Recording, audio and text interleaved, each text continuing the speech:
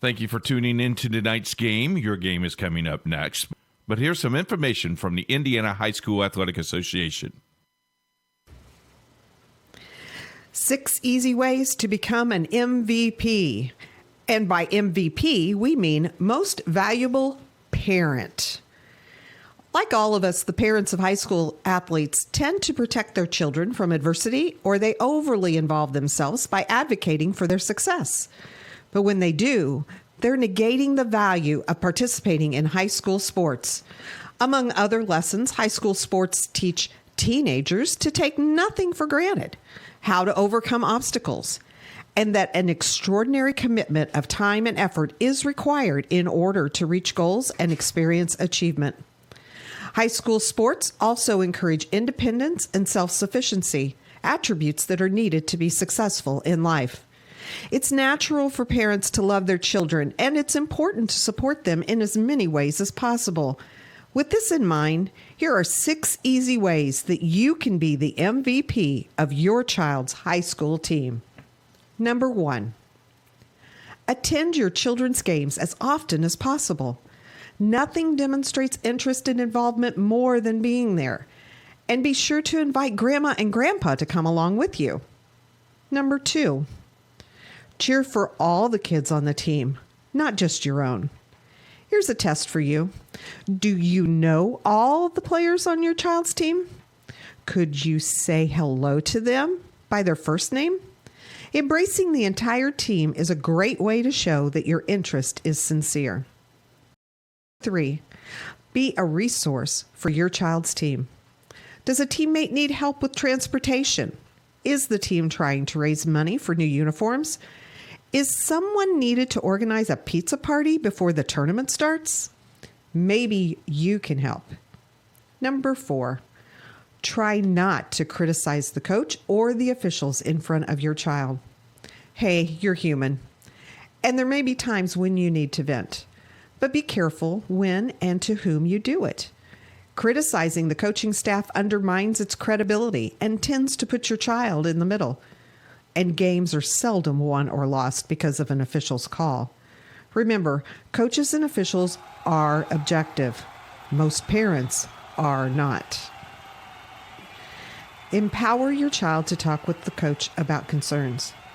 Everybody wants more playing time, and understandably so.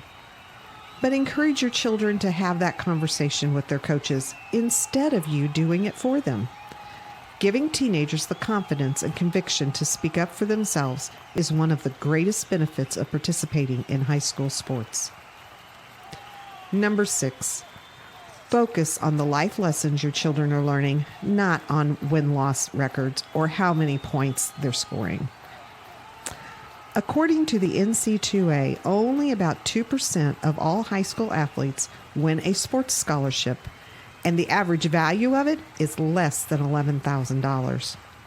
But every child will benefit from the lessons they've learned as a result of participating in high school sports for the rest of their lives.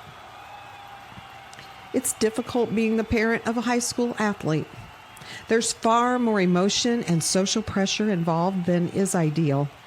But if you follow these 6 pointers, not only will your children love and respect you, but so will their teammates and coaches. And you might even be named MVP. Thank you for your support of high school athletics in Indiana. Stay tuned now. The Indiana SRN game is next. Indiana SRN, where you're always in the game.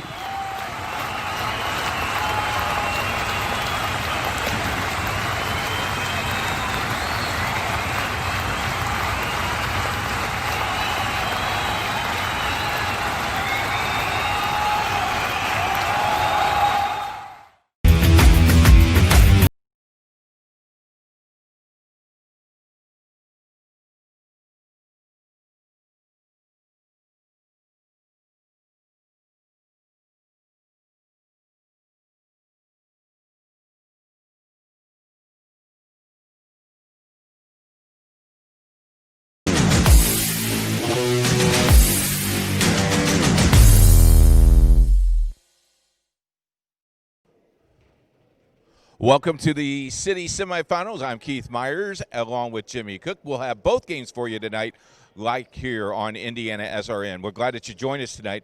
City championship game. The semifinals were last night. Cathedral beat Shortridge 3-0. Chittard beat Covenant Christian 3-1. Heritage Christian handled Heron 3-0. And Cecina upset Ritter 3-1. Great games last night. We're expecting great games tonight. Joining us now is Wes Snyder. Wes has been around this game for a long time. Wes, not only do you sponsor volleyball, but you're huge in volleyball. This is what you love to do. Yeah, this is a great time. City tournament's one of the best times all year. Really excited. 2 good games tonight.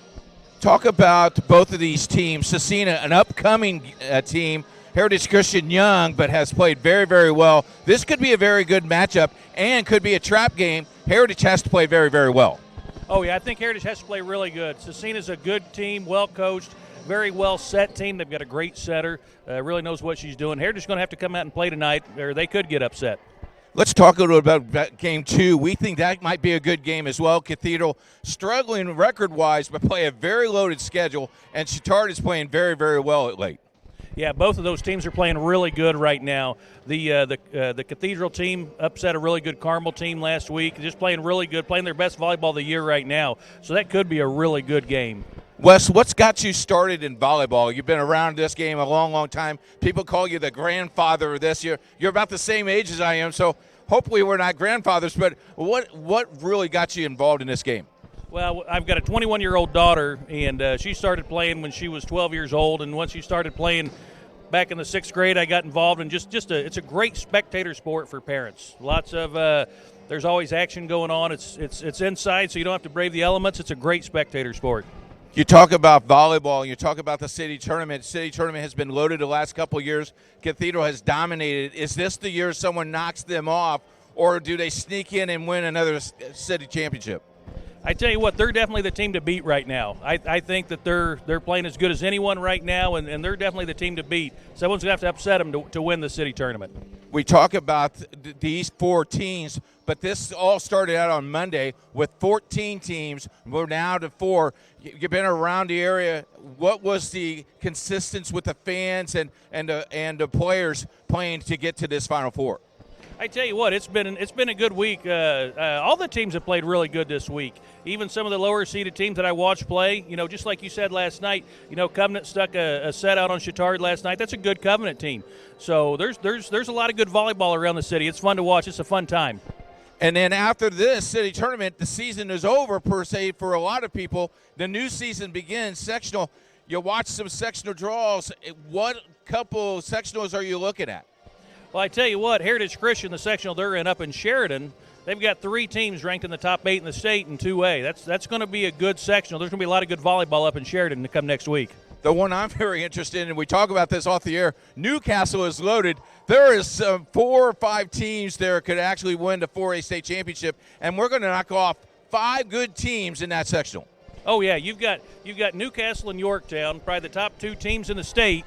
They're going to play in a semifinal, and then you've got Pendleton Heights and Mount Vernon in that sectional too. You probably got 4 of the top 12 teams in the state in 4A in that one sectional. Let's recap this game. Cecina is the lower seed, so they'll be the away team. Heritage, will the Heritage crowd keep Heritage in this game, or can Cecina sneak one by them? Oh, I think that they could definitely sneak one by. I think Heritage got to come to play. I think you bring the intensity. The fans get into it. Let the bench get into it. I think it's a game that Heritage should win, but Cecina is a good team playing good right now. They could definitely sneak this one and get a win tonight. Wes, we want to thank you for all you do for Indiana SRN. We thank you what you do the community of volleyball. It wouldn't be the same without you being around. You're always greeting us at the door. You always get the smile. Thank you very much. No problem. Thank you. I love it. I've said it before. The Indiana SRN has a great mission. I love how you guys are doing this. It's a fantastic organization. I'm happy to be a part of that. And what a set tonight, huh? I tell you what, this is fancy. I like it. $1 million operation. Hey, if you want to help us, contact us at coach@IndianaSRN. We're going to take a break. We'll come back right after this. You're watching Indiana SRN, where you're always in the game. I think the best thing that our ministry offers is that when the women come in and they are pregnant and they've reached our scan dates, which are 6 weeks, 4 days to 14 weeks, we're able to image them with ultrasound. Seeing the image on the screen and hearing a heartbeat clarifies that it is truly life and not just a clump of cells. You can see babies sucking their thumbs. You can see them running their hands over their heads. It shows them what God is doing on the inside that they don't feel or don't even think is real, but they see a real image of a real baby on the screen. It just breaks my heart when a woman, no matter what her circumstances are, that she decides to end that intrauterine pregnancy, that she decides that she's better to go on her own without that baby.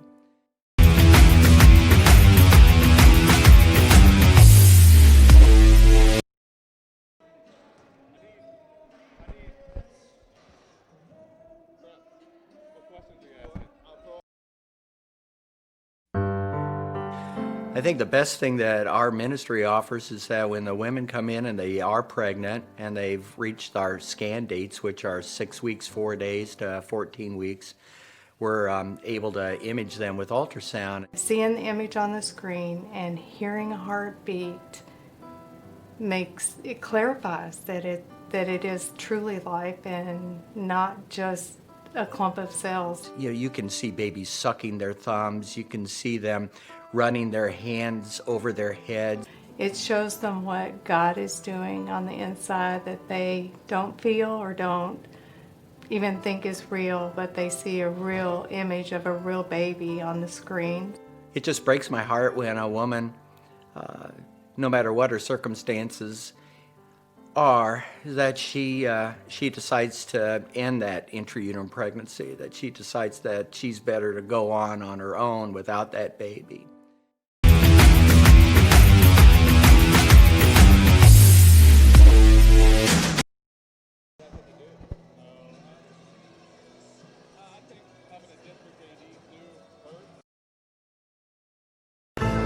You know, when Margaret and I decided to sell the old estate here, we had only one choice in signage. Logan Street signs and banners. Conveniently not located on Logan Street anymore, but rather located on 10th Street on the south side of Noblesville. Well, we sold the old beauty, and we were able to buy this wonderful estate. And we had so much money left over, I was able to buy this beautiful 1968 Eldorado Cadillac for Margaret. Only 472,000 miles. Margaret loves it because it's got those big seats and that heavy-duty suspension to support her svelte frame.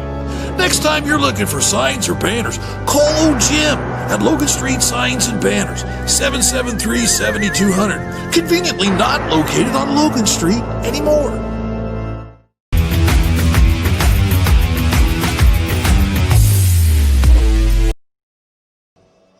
Welcome back to the semifinal show. It's Keith Myers along with Jimmy Cook. We'll have the play-by-play for you in just a couple minutes as Heritage Christian is taking their warm-up. So we're about 7 to 8 minutes away from the first game. That is Heritage Christian, Scecina. Heritage Christian, the number 1 seed. Scecina, the number 5 seed. The second game tonight will be the number 2 seed Cathedral Irish and the number 3 seed Chittard Trojans. With us now is the athletic director at Heritage Christian and the tournament director, Michael. Thanks for joining us. Thank you. I appreciate it. Let's talk a little bit about the city tournament. It started on Monday with 14 teams. You're down to 4 teams on Wednesday. Play the championship game on Thursday because you don't want to take anything away from football on Friday night. But a lot of games, a lot of good competition yesterday in the quarterfinals. Yeah, we've had a very good tournament overall. You know, with several teams, you know, competing with each other. It's been a great tournament, you know, from all around standpoint of all the city schools being here and playing with each other. You talk about not only this tournament that you host, but you also host soccer, you host basketball, you host a regional. What does it take behind the scenes to get all this thing done? Because it's just you and your staff, and there's not many people on your staff to get this done. What's it take to get a lot of this done? Well, actually, it takes a lot of prep work. It takes people like yourself that are on top of having everything organized, getting information out, you know, having other ADs come in and help out. But it really does take a team. It's not one person. It's not just our team. It's all the city ADs that help out as well. You talk about the atmosphere. This used to be at Broad Ripple High School.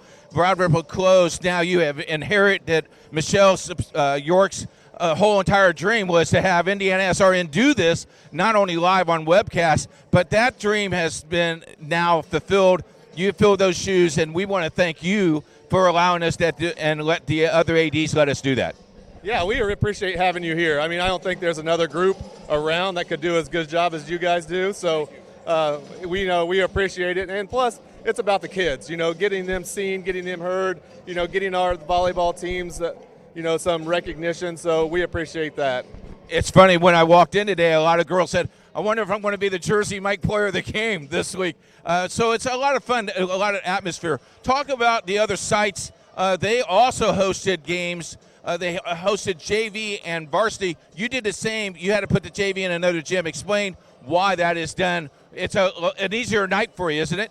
It is. It's definitely easier. And then logistically, it allows some of those parents to be able to watch the varsity players as well as the JV. So having two gyms, staggered start times, it gives an opportunity for more people to see multiple matches. Let's talk about a little about coaching with the Final Four. It's going to come down to coaching and great hitting. Good coaches. 3 out of the 4 are new coaches. You got to love the new breed coming in to coach the game of volleyball. Yeah, they've really brought some energy into the whole tournament and throughout the volleyball atmosphere itself. They've done a fabulous job. They get along really well too, so makes it a little bit more competitive. Just to let our fans know, there are the 3 lady coaches are here only for 1 year. Have been here 1 year. Kevin's been 4 years, and Kevin feels like the old man in the draw. Yeah, he's done a very good job with this program as well. But a consistency person with a program has really brought something to his school, and that helps our city tournament as well.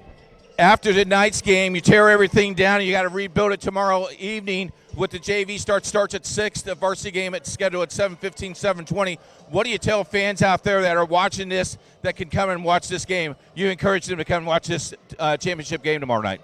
Yeah, definitely come out. I think the atmosphere is going to be fantastic. No matter what teams are in it, you're going to see some good volleyball.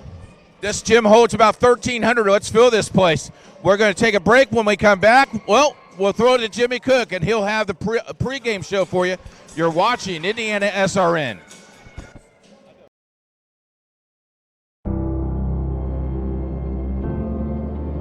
How does a good man become even better? By working out? Or by working his way up the corporate ladder? By changing his diet? Or by changing his style? By traveling the world?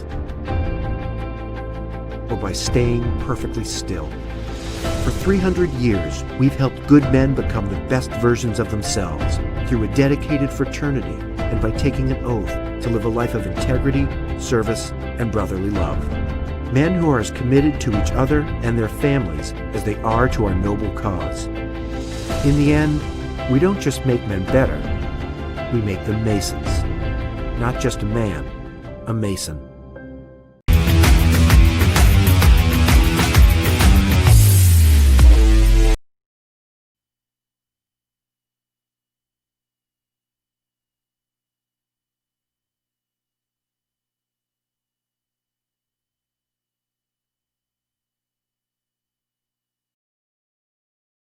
There's no greater anti-poverty measure than to give a person a job. That helps them start to change that trajectory. Morales Group is a full-service staffing company that provides temporary labor in the Indianapolis, Central Indiana market.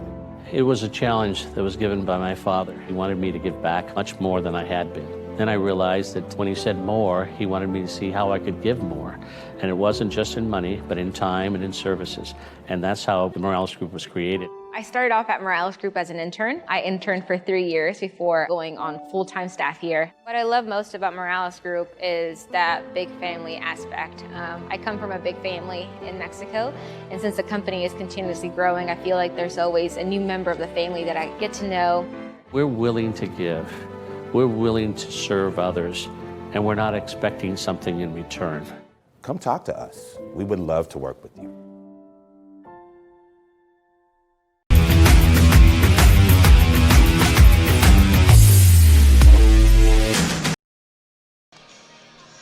Welcome back to Heritage Christian High School. The site.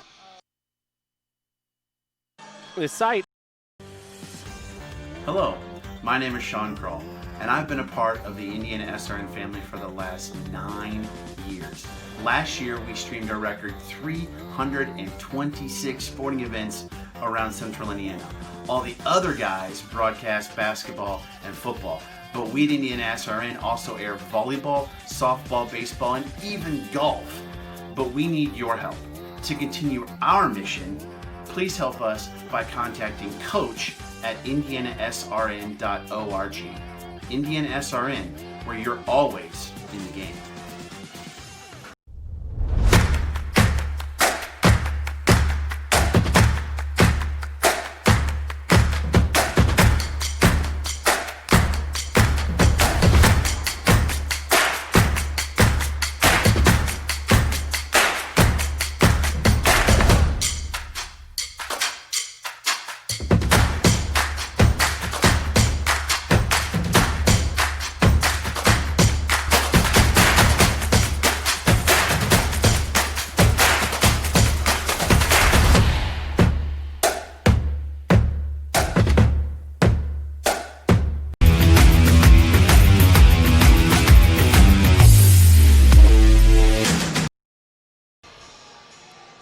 Welcome back to Heritage Christian High School, the site of the city tournament. Jimmy Cook alongside the coach, Keith Myers, and it is semifinal day for the ladies on the floor tonight.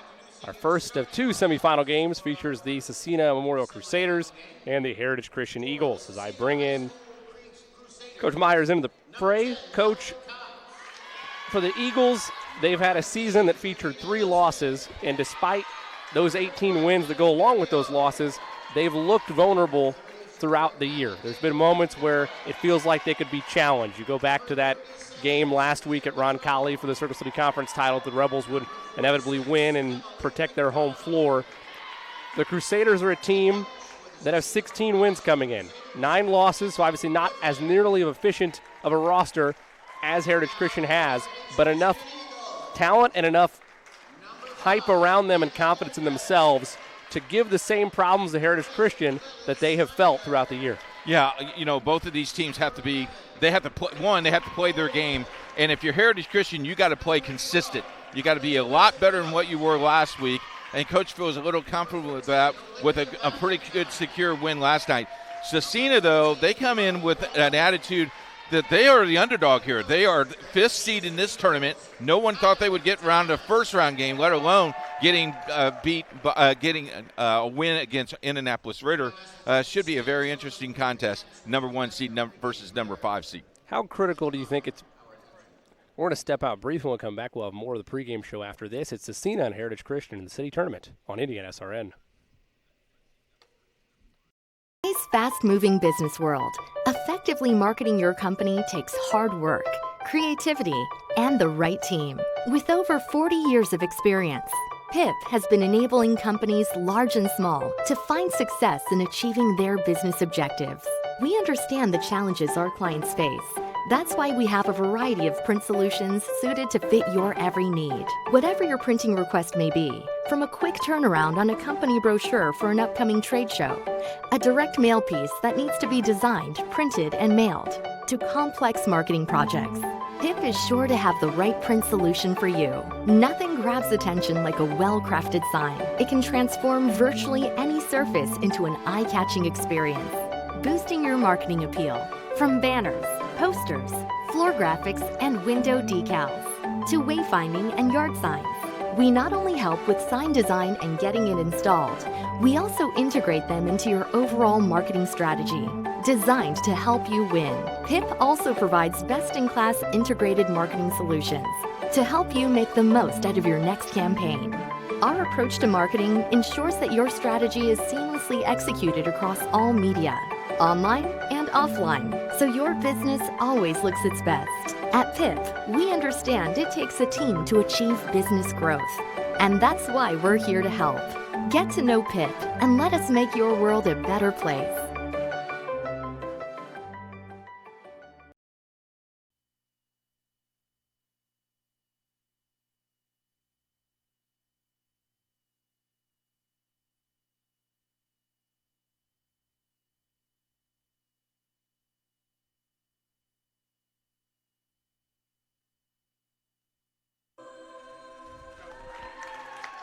Welcome back to the campus of Heritage Christian High School for the city tournament semifinals, game number 1. Just a few moments away between what we've called, or what the public have called, underdogs, Cena Memorial Crusaders, taking on the Heritage Christian Eagles. Tough to say underdog to a team that's won 16 games, but you're right. Here we are nevertheless. It's now time on our pregame show. I was going to jump to your keys, but before I go there. Real quick, the JV game, which was played across the street in the elementary gym, Heritage Christian wins 2-0 over Cecina. So they will play in the city JV tournament championship game tomorrow night at 6 o'clock right here. Keys of the game for Heritage Christian: keep your crowd in the game. There's not much of a crowd yet, but it will start growing. If you're Cecina, continue to play as well as you did. You played very, very well against Ritter last night. Now you got to regroup and you got to play the number 3 team in 2A. You're in 2A. This is also a regional opponent. If they win their sectional and Heritage Christian wins their sectional, this could be a regional matchup for the regional championship. So a lot of things at stake here. And if I'm coaching this game, I'm coaching straight out to win this game. You want to win a city championship before you win anything else, and that's the way you want to play this game. From the specific bare bones of the roster, how do you expect Cecina to try to contain the likes of Raven Colvin, Lovey Wallace, Elizabeth Phillips? I think they'll play 10-foot behind, 10-foot line and behind. I think they'll force them to put the ball up, and they will try to attack and block, but their block percentage is not as good. They will play a finesse game. They'll do a lot more digging unless they surprise me. And Kevin has been known to surprise a lot of people. Kevin Griffith, an excellent coach, been around Cecina for many years, 4th year coaching this team, and he has built his program around his personality. They are relaxed. They are having a good time. When they came in today, they were joking and kicking around and having a good time. I wasn't that type of coach.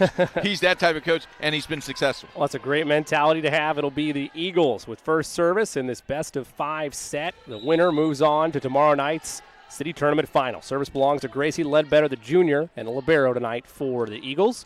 We'll get a counterattack from the Crusaders right out of the gate that drops for the first point of the match, belonging to the Crusaders. And if you notice, Jimmy, that hit came past the 10-foot mark, so maybe exactly what I was thinking here.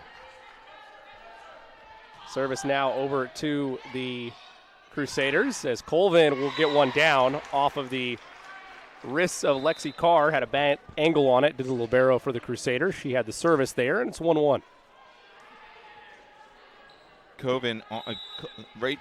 Raven has 227 kills coming into tonight's game. She's been a dominant force across the state, and especially in Circle City Conference play. Soft float shot that is initially misplayed by the Crusaders, and then a set shot by Raven Colvin. They'll call a violation on her, give the point to the Crusaders, and make it 2-1. Maddie Berrialt serving for Cecina. Received on the back line by the Eagles, and that airmailed shot by Valentine goes out, so 3-1 lead early for Cecina. If you're a Cecina Crusader, you're pretty happy with this start. One thing we're going to look at tonight, Coach, and there's one right there, and there was another one a couple seconds ago as Cecina gets the point. There were so many unforced errors by the Eagles in that Circle City Conference title game last week. Yeah, you got to share that up a little bit tonight. Colvin, the spike, and a dig by Carr. They'll go back to Phillips.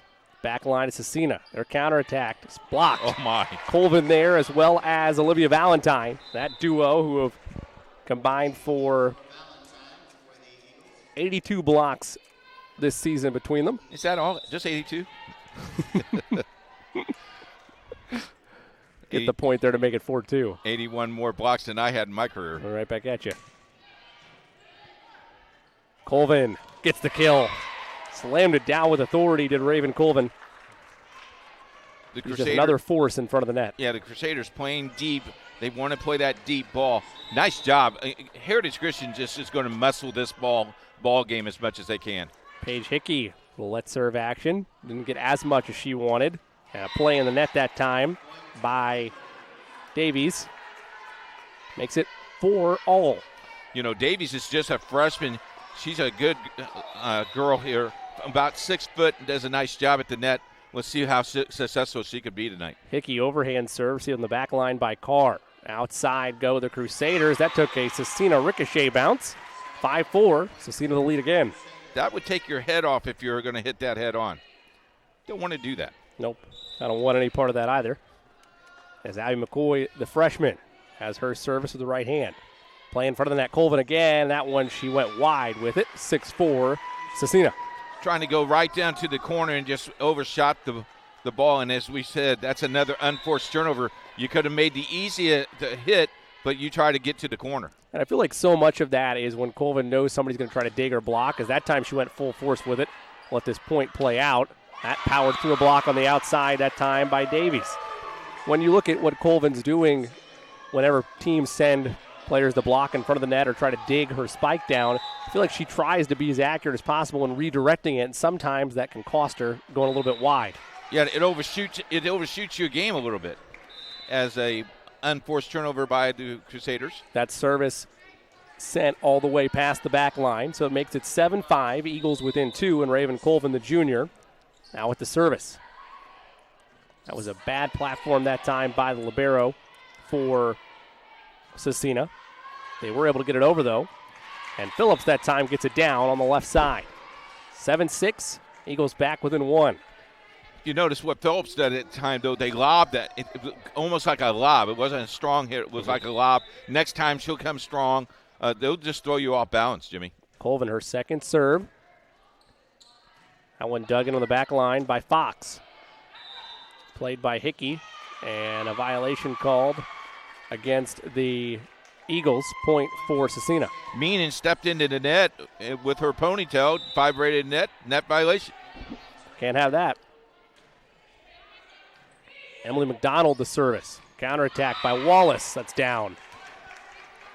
Be interested to see how often they try to get Wallace involved. At times, she's, I don't want to say overshadowed, but she's overplayed at times by Colvin, who is, has a little bit quicker step and can throw it down with a little bit more authority when she goes down for the spike. But Wallace, equally in her own right, has that big presence in front of the net. Yep. It's almost a three-headed monster they have. It really is. Cox, the return shot that time. They'll go to Phillips. Will the Eagles took a friendly bounce, but Cox is there to make a play again. Chasing this down is Ledbetter and unable to keep it alive as she crashed into the bleachers. She's all right, though, but the point does belong to Cecina. Make it 9-7, matching their largest lead of the evening in this first set of the city semifinals. And that should not surprise you. Maggie's going to get her uniform dirty because that's where she's going to spend 90% of the time on the floor. Overhand service by Patron. Spike by Wallace is down. The rhythm of the game, though, is very interesting. Cecina is in this little rhythm. Now you need a long stretch if you're Cecina, Heritage. You need a long stretch of points. Be nice to get back into their element. Phillips service. Counterattack opportunity by the Crusaders. Phillips is there.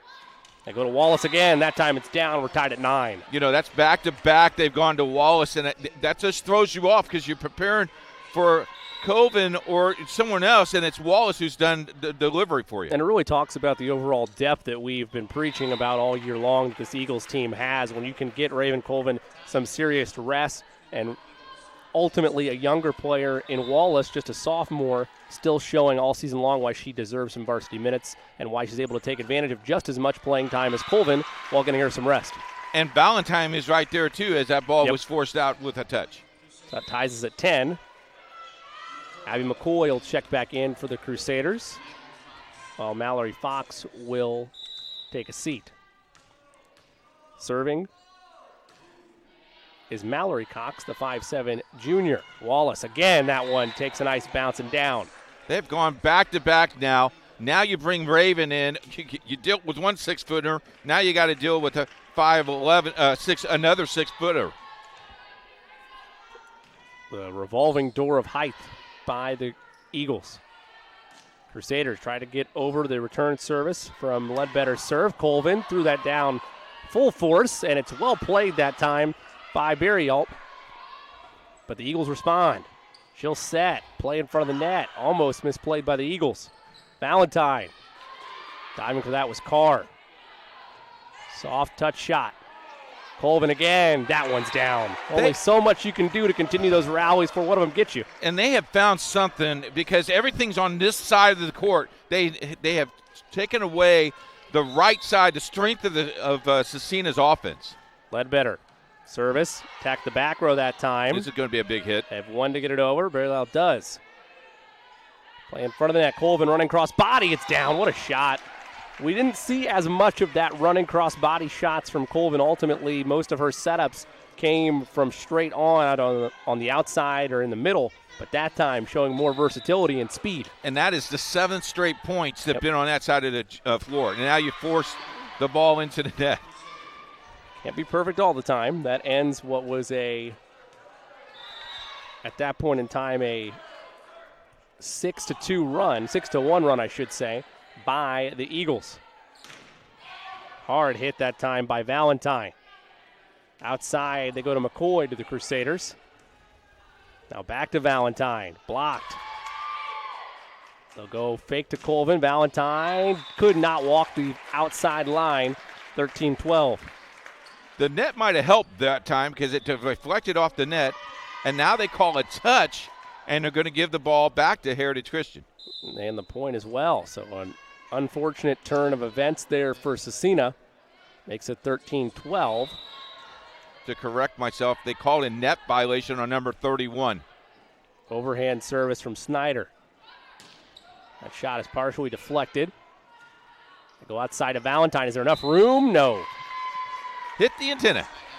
Led her just a little bit too far that time, and it was going to be a tough play either way. But Cecina will get the point. Make it 14-13. See, we don't have that antenna during the family reunion, so we never make that call. That's nice. That's nice. It's beneficial to all parties, I'm sure. Absolutely. Colvin that time launched it just a tad long, makes it 14-all. Nice little run here. Crusaders hanging around early in this first set. We talked about it. This is a 16-win team. That one with full force by Valentine and great accuracy to keep it down the line. Makes it 15-14, but this is a Cecina team that comes in with 16 wins on the season, and we laughed about it in our opening stages here in this first set, that how a 16-win team is viewed as an underdog is insane, but when you have an 18-win team on the other side and the third-ranked team in Class 2A, you understand why. Violation against the Crusaders, make it a point for the Eagles, 15-14. They lead by 1. You know, both of these teams play almost the same identical schedule, a little bit stronger schedule for Heritage, but they know each other's opponent, and they very much know the city tournament. Hickey's service is an ace, took a bounce off the backboard. Boy, that's a tough break. I mean, that hit the backboard, the rim, and the support beam. Makes it 17-14, largest lead of this first set for the Eagles. Hickey, overhand jump serve, a nice floater that kind of dropped right at the 10-foot line. That spike attempt is blocked, and the Crusaders unable to get it back over the net. Yeah, 18-14. But I tell you, they made a mistake. The libero put that ball in play. They cannot celebrate too soon, because if that ball was live, they would be off the heel. Right. Hickey, her service, long on the back row, and miscommunication by the Crusaders. That time the hit by McCoy. Nobody came for the ball. And timeout taken by the Crusaders. 19-14, Eagles lead in set 1 on Indiana SRN. If you find yourself confronted by unwanted pests in your home or office, then you need to contact the professionals at Kim Mountain Pest Control. We offer quality pest control solutions at an affordable price. We specialize in ants and termites. We're also available to handle a variety of other pests, including roaches, fleas, and flying insects, as well as rats and mice. Don't wait until pests cause severe damage to your home or property. Contact the team of experts at Kim Mountain Pest Control today.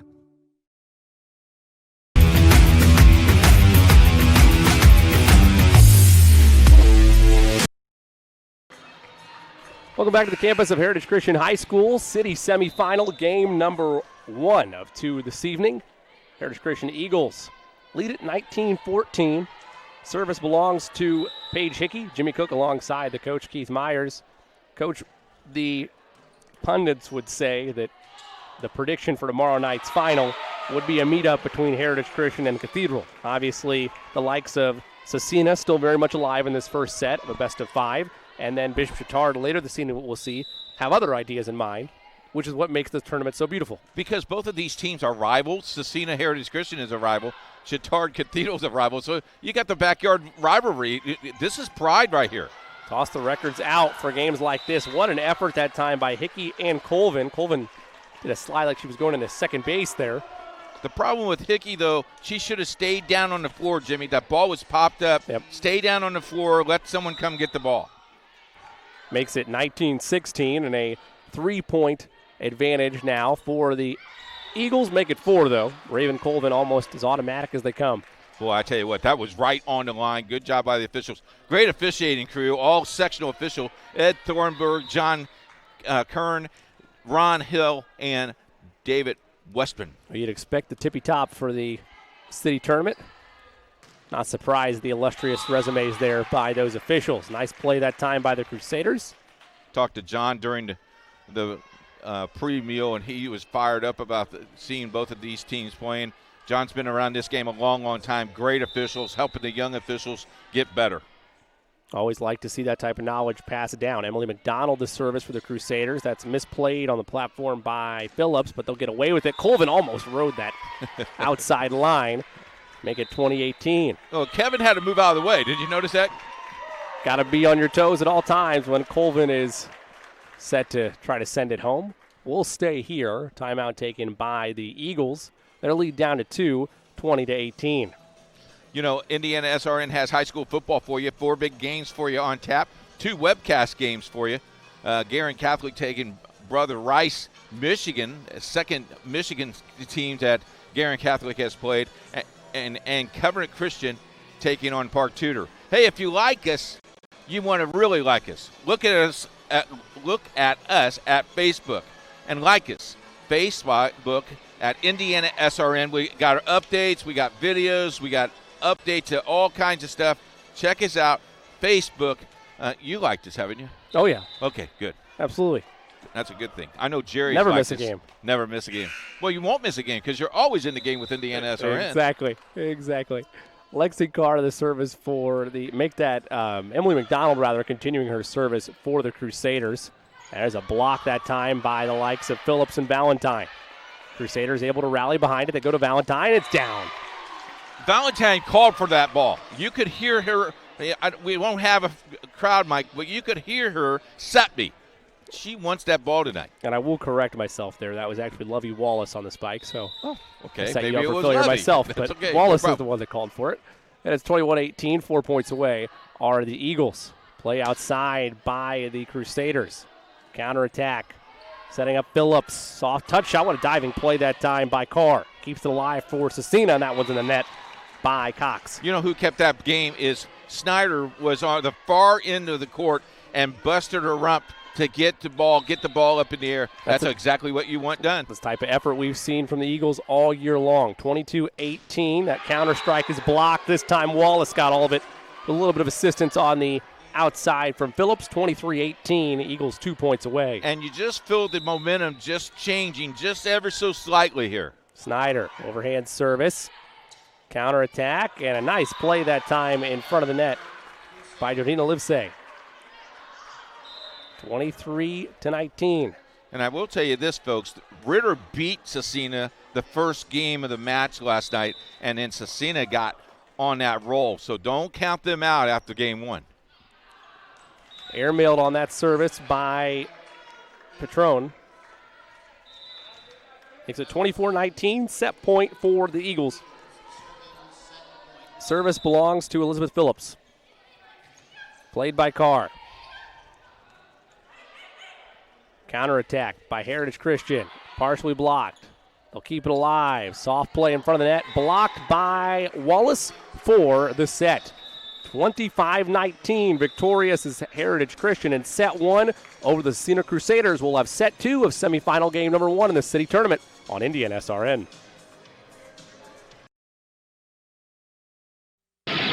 Today's games brought to you by Shin Technology Service Corporation. Technology is about humans and not about machines.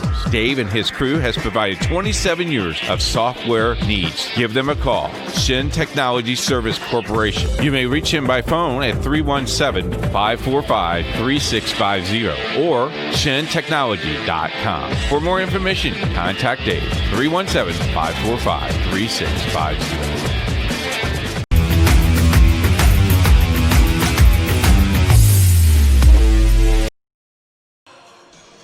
Welcome back inside Heritage Christian High School. The Eagles take set number 1, 25-19 over the Cecina Memorial Crusaders. They lead 1-0 in this best of 5 here in semifinal game number 1 in the city tournament semifinals. With all your stats and numbers from set 1, here's the coach.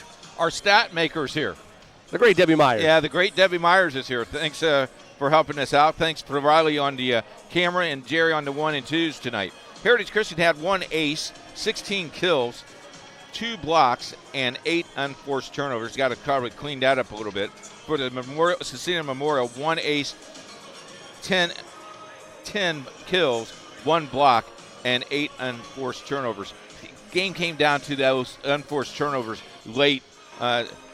Heritage Christian really trying to force the handle of that, making them bring the ball back up.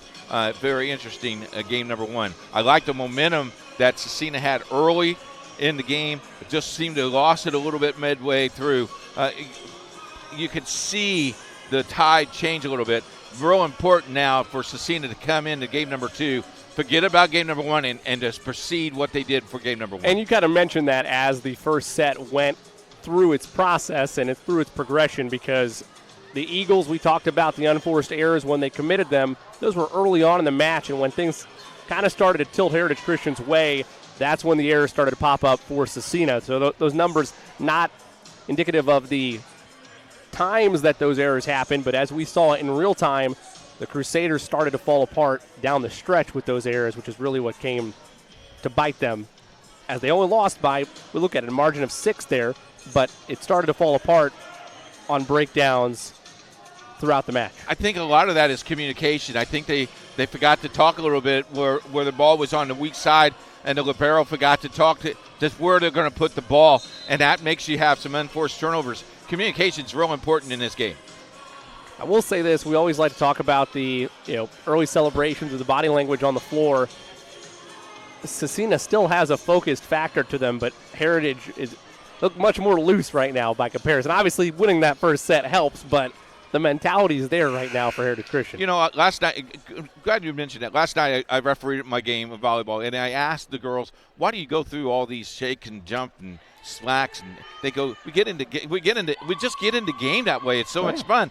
And you look at Heritage Christian, and they're dancing around. Cecina's got that serious look like we want to finish this game. We want to play strong. I love the fun atmosphere of this game. Have to see if the serious mantra pays dividends for Cecina. They'll have service to start set number 1. Lexi Carr, the senior, and the libero begins it.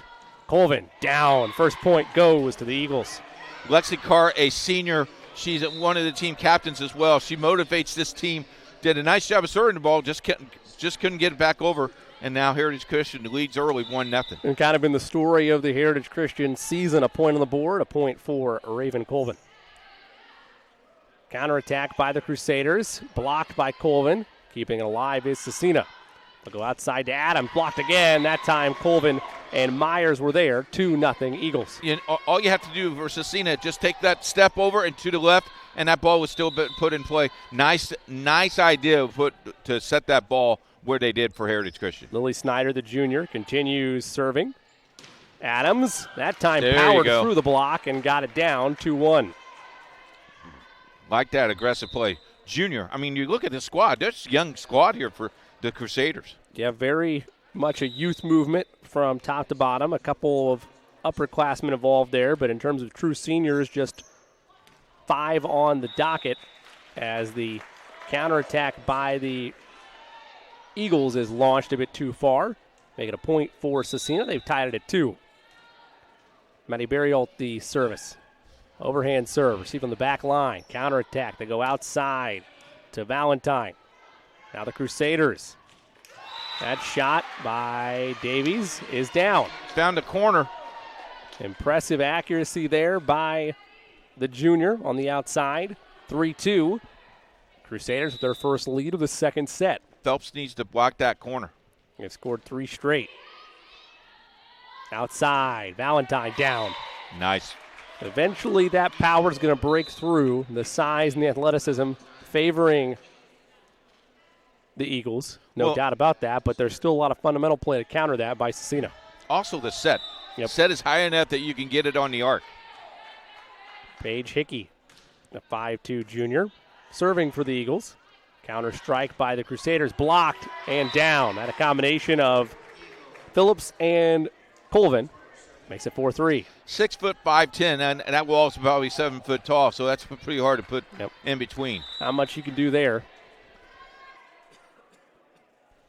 Paige Hickey, the service continues. In front of the net, blocked. Full force went Adams, but right there to meet her was Colvin. 5-3. Last 2 coming off blocks. Folks, Paige Hickey's 5'2". Watch her vertical on this jump serve. It's impressive. Very much so. Very, very impressive, especially when you factor in the height there.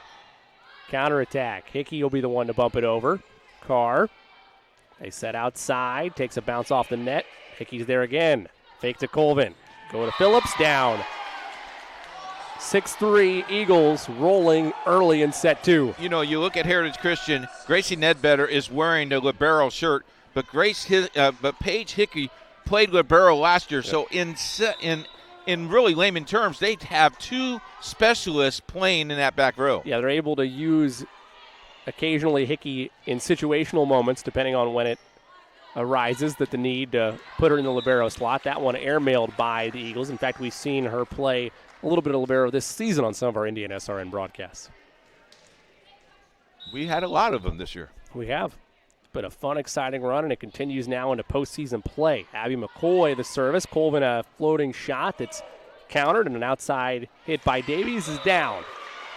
Cecina very much staying alive in this second set, and that's kind of what you talked about, Coach. It's not a team that's going to lay down and go away. No, I mean, you don't have 16 wins on the year because you laid down. Right. McCoy. Hit on the back row. Eagles go to Phillips. That set shot is somehow kept alive on the diving play by Carr. Play in front of the net. Crusaders once again will try to counter. Dig by Myers. Phillips. Nice shot, but it's kept alive on the dive from Cox. A block finally from Colvin ends that rally. 7-5 Eagles. And I got to be honest with you, Jimmy. I thought that ball hit the floor, and that was pancaked up. Nice play, and they continued to play. Got to hear the whistle before you stop. Nice job, both teams. The senior Lexi Carr, the one keeping that alive. An ace from Colvin. Carr couldn't get to it that time. 8-5 Eagles. Even though she's a junior, so much of Colvin's game feels complete. We talked about it like there's a couple areas when she's trying to still get down with a kill. That's an ace. She floated on the far outside corner, my word. But when she tries to still utilize that spike force but do it from beyond the 10-foot line, there's been times where that's been wide. There's been some issues with the serve every now and again, but for the most part, it's been a pretty complete season for her. Yeah, she stays healthy. She's going to be dangerous throughout the tournament and next season. The Purdue commit, obviously only a junior now. Boiler's getting a special talent when she arrives there. Rally continues. Snyder's shot by the Eagles. Now Snyder calls for it. They go to Colvin. There's that shot I was talking about. That time it's done with accuracy. And they did that without the libero. Right. Rest given for Ledbetter and still showing they're efficient enough to get by. Because Maggie Ledbetter came in to play in the front row. So there's all kinds of things Heritage Christian can do to throw you off your game. Depth and moving pieces galore for the Eagles. Another ace for Colvin. That one misplayed on the back row by Carr. 11-5, and Raven Colvin on a row from the service spot. And this is where you got to be very careful and smart about your timeouts. Kevin's letting him play through this a little bit, but if it gets too lopsided, he's going to call that timeout, settle his ball club down. Carr. Crusaders get it over. They'll go to Colvin again. That time she wasn't fully ready for it. I thought she rode that back line, but there it was, just a tad long. A little bit of miscommunication between Phillips and Colvin as to who was going to go up and send that home. Colvin didn't get her proper set ready. And it results in the unforced error. That shot by Myers there mailed. 11-7, 2 unforced errors for the Eagles, leads to 2 points. Taking another look at that last shot by Colvin. Good job by the libero, Lexi Carr, to back off that ball. 3 straight points by the Crusaders, so maybe a wise move by Coach Griffin to let them play through this. Because this builds nothing but confidence for you, Jimmy, that you can play through this. You tie this game or get close, you feel confident. We are approaching, though, that point of the calendar where you can only let a team grow so much confidence to the point when it's postseason time on the calendar. You pretty much time to build character is about up. You gotta roll through it. Yeah, that second season starts next Tuesday or Thursday for you.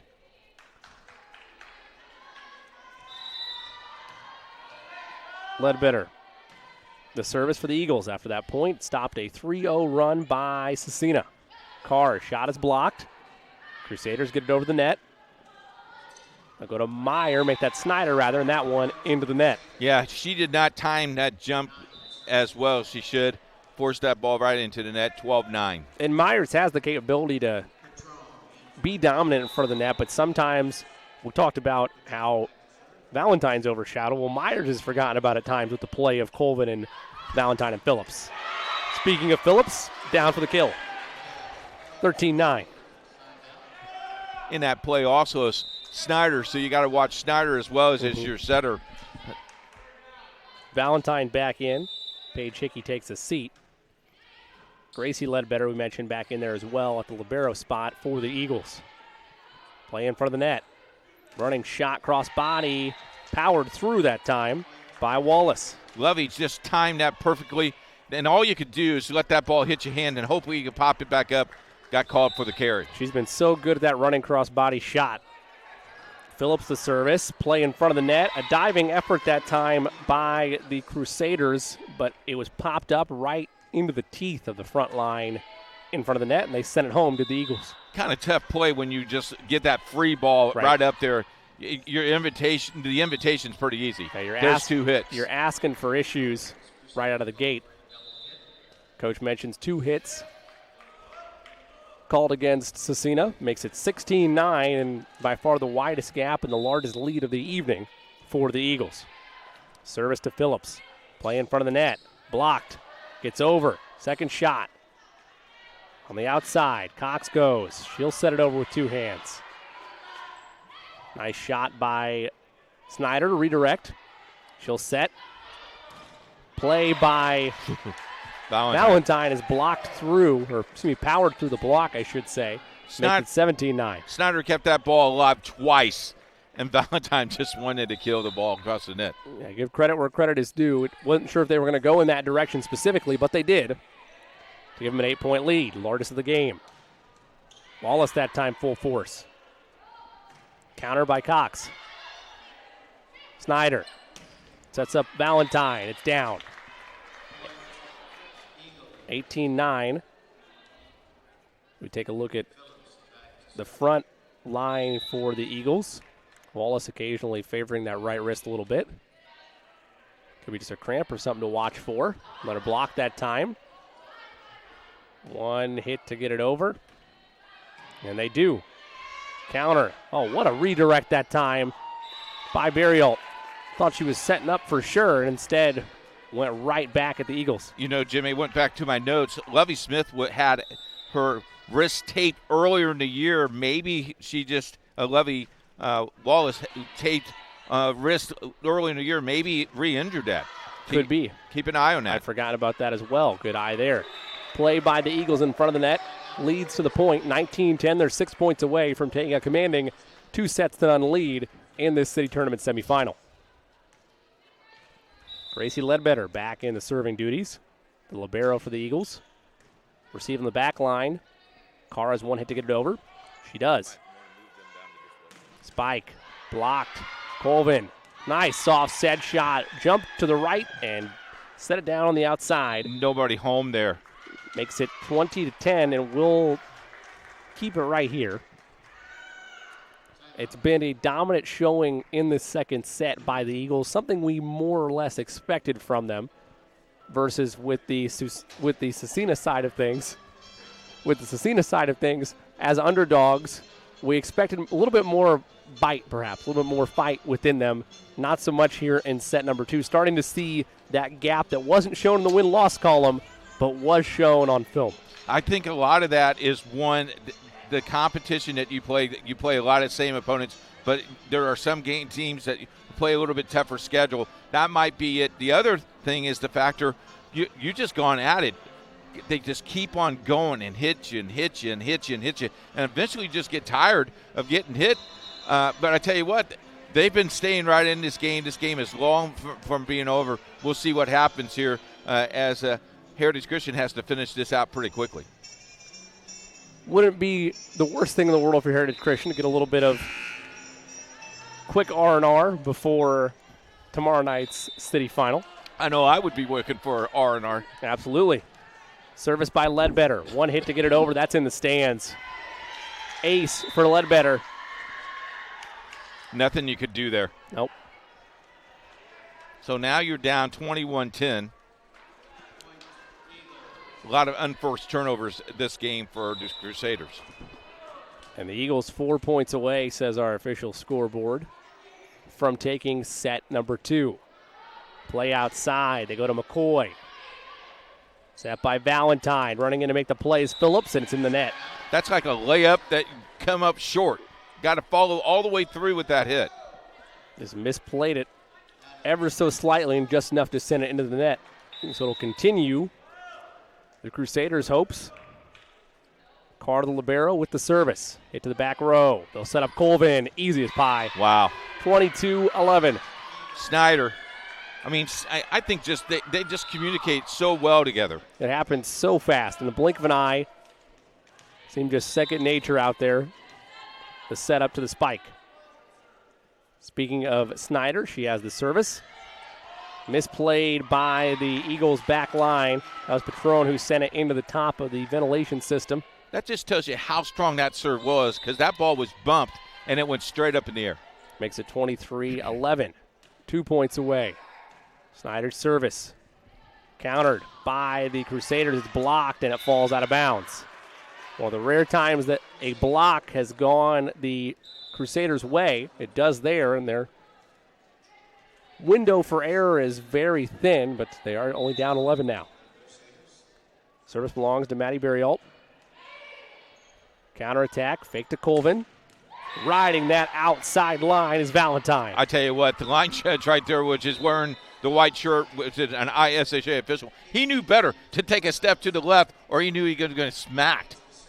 Savvy play there by the official. Set point in set number 2 for the Eagles. Hickey the service. Played by Carr. They'll set up Adams, and that's down. Good. Misplayed slightly by Ledbetter. But Cecina's playing through this, Jimmy. They haven't given up. That's excellent coaching, and it's excellent fundamentals of playing this game. Nope, even with the gap, you're exactly right, Coach. The effort is still there, and the fundamentals are still there. Colvin says, I don't really care about your fundamentals. I'm going to end set number 2. 25-13. The Heritage Christian Eagles take a commanding 2-0 lead in this best of 5. Stay with us. We'll continue on to set 3 on Indiana SRN. Burtner Electric Incorporated has been proudly serving our residential and commercial customers with quality electrical repair for over 33 years. We are fully licensed and insured in electrical wiring and electrician service packages. You'll receive a competitive assessment, whether you're a homeowner or a business owner, first-time or long-time customer. We offer free estimates for any new project. Call our licensed and experienced electricians today.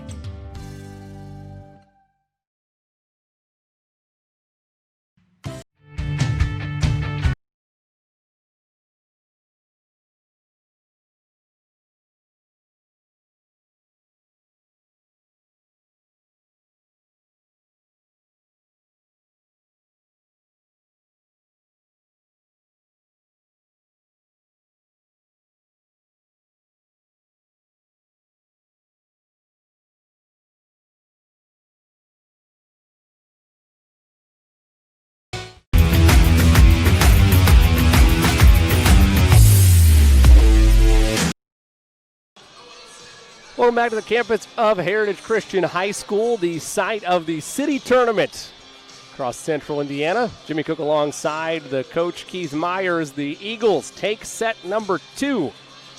They take it 25-15 and hold a commanding 2-set-to-none lead in this best-of-5 set, or one win away from advancing to tomorrow night's city final. Speaking of that second set, all the numbers and all the match totals so far are in the coach's wheelhouse. Coach? 8 number of aces for Heritage Christian. 6 on the night, 5 aces that set. Kills 34 on the night, 18 in game number 2. 10 blocks, 8 blocks, 10 on the night.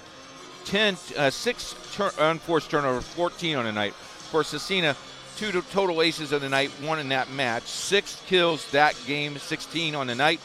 1 block total on the night, and 10 unforced turnovers total for game number 2. Score in game number 2 was 25-13. Game number 1, 25-19. Well, while we have a second here, as Coach Keith Myers finishes up those stats from set number 2, it is a race to follower number 1,000 on Indiana SRN. We don't want you to miss an upcoming game, but there is a special promotion going on amongst ourselves here at Indiana SRN. And Coach, Aspen Creek Grill. Aspen Creek Grill called the other day and said, hey, instead of just giving a $25 gift certificate, let's give a $55 gift certificate. So if you're the 1,000th Twitterer or tweeter or whatever you call it, there we go. Follow us, you could get a $55 gift card, and you can't cheat.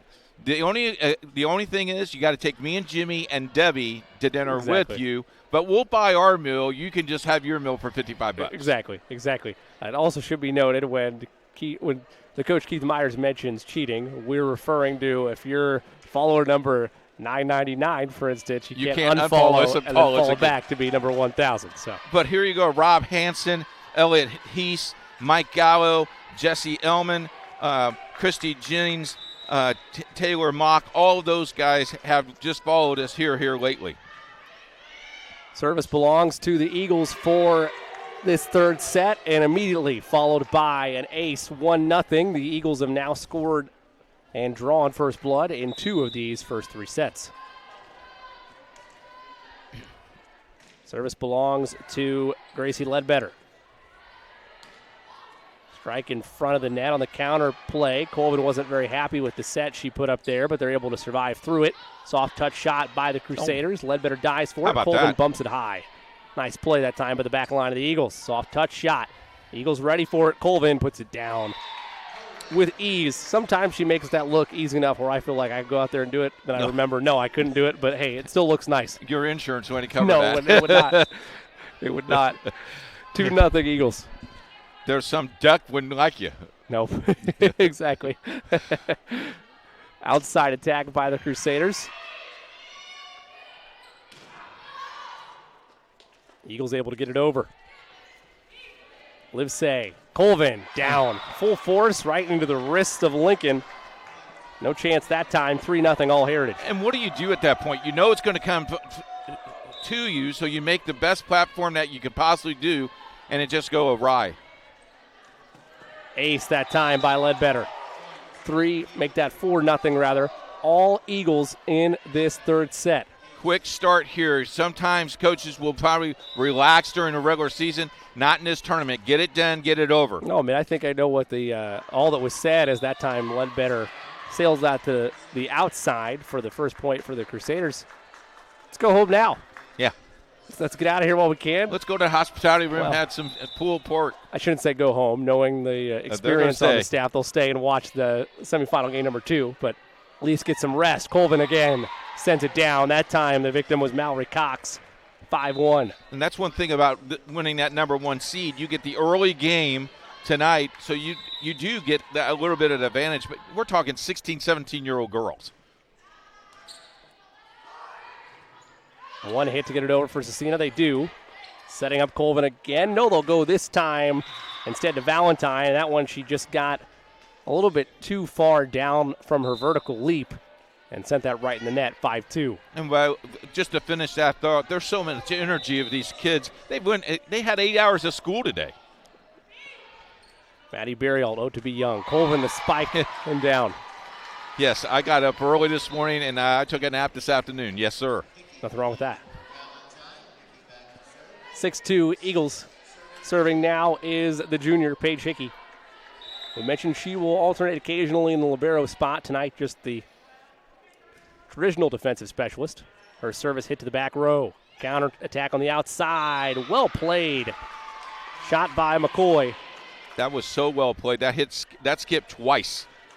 That's pretty impressive. 6-3. Crusaders back within 3. McCoy, after that spike, now has the service. Ledbetter went low to get it. Colvin sends it down. Berrialt almost put her hands up as if to say, what can I do? Not much you can unless you play that perfect and have the hand-eye to do it instantly. 7-3, Heritage Christian. Service now to Raven Colvin. She had a dominant run of serves in the first set, and an ace there for her to start her service here in set 3. 8-3, all Eagles. Yep. In set 3. You're just trying to scratch your head and see what you possibly can do to stop the momentum. Colvin, that time played well. Counter strike to Cox. Powered through for the point. You need about 4 or 5 of those to keep you in the game. And maybe at this point in a row would be nice. Yep. Cecina will host their own sectional.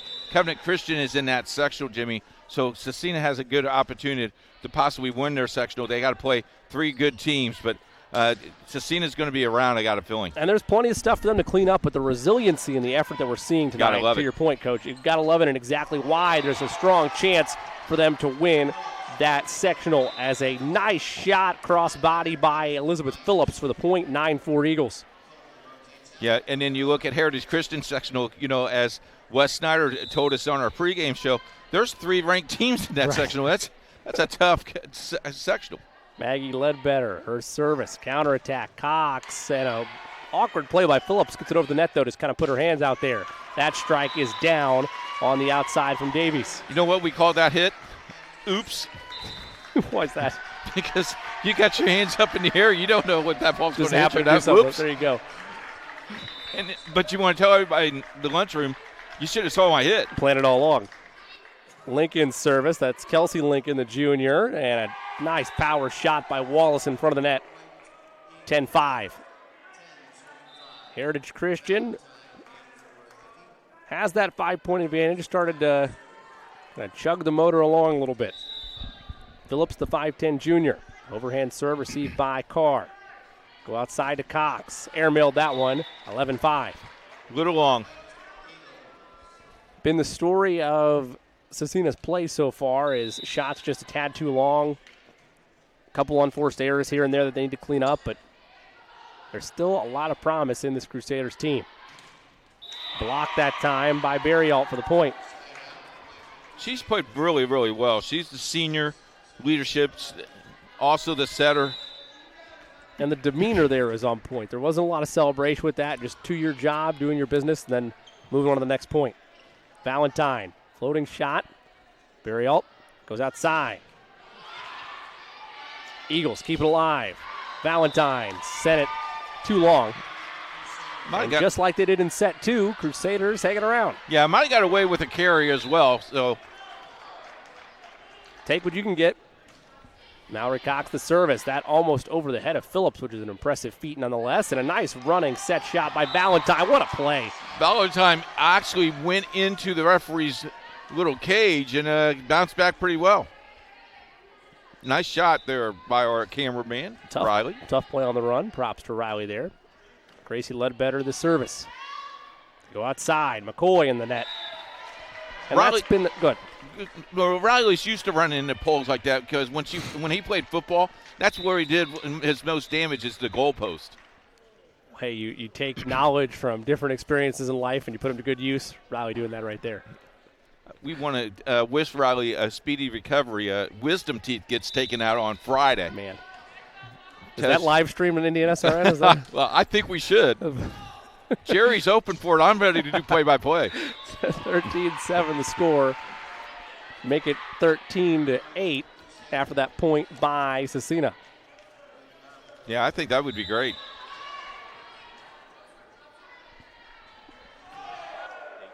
Carr, overhand shot. Valentine powered through. Burial kept it alive, but they're going to run out of hits.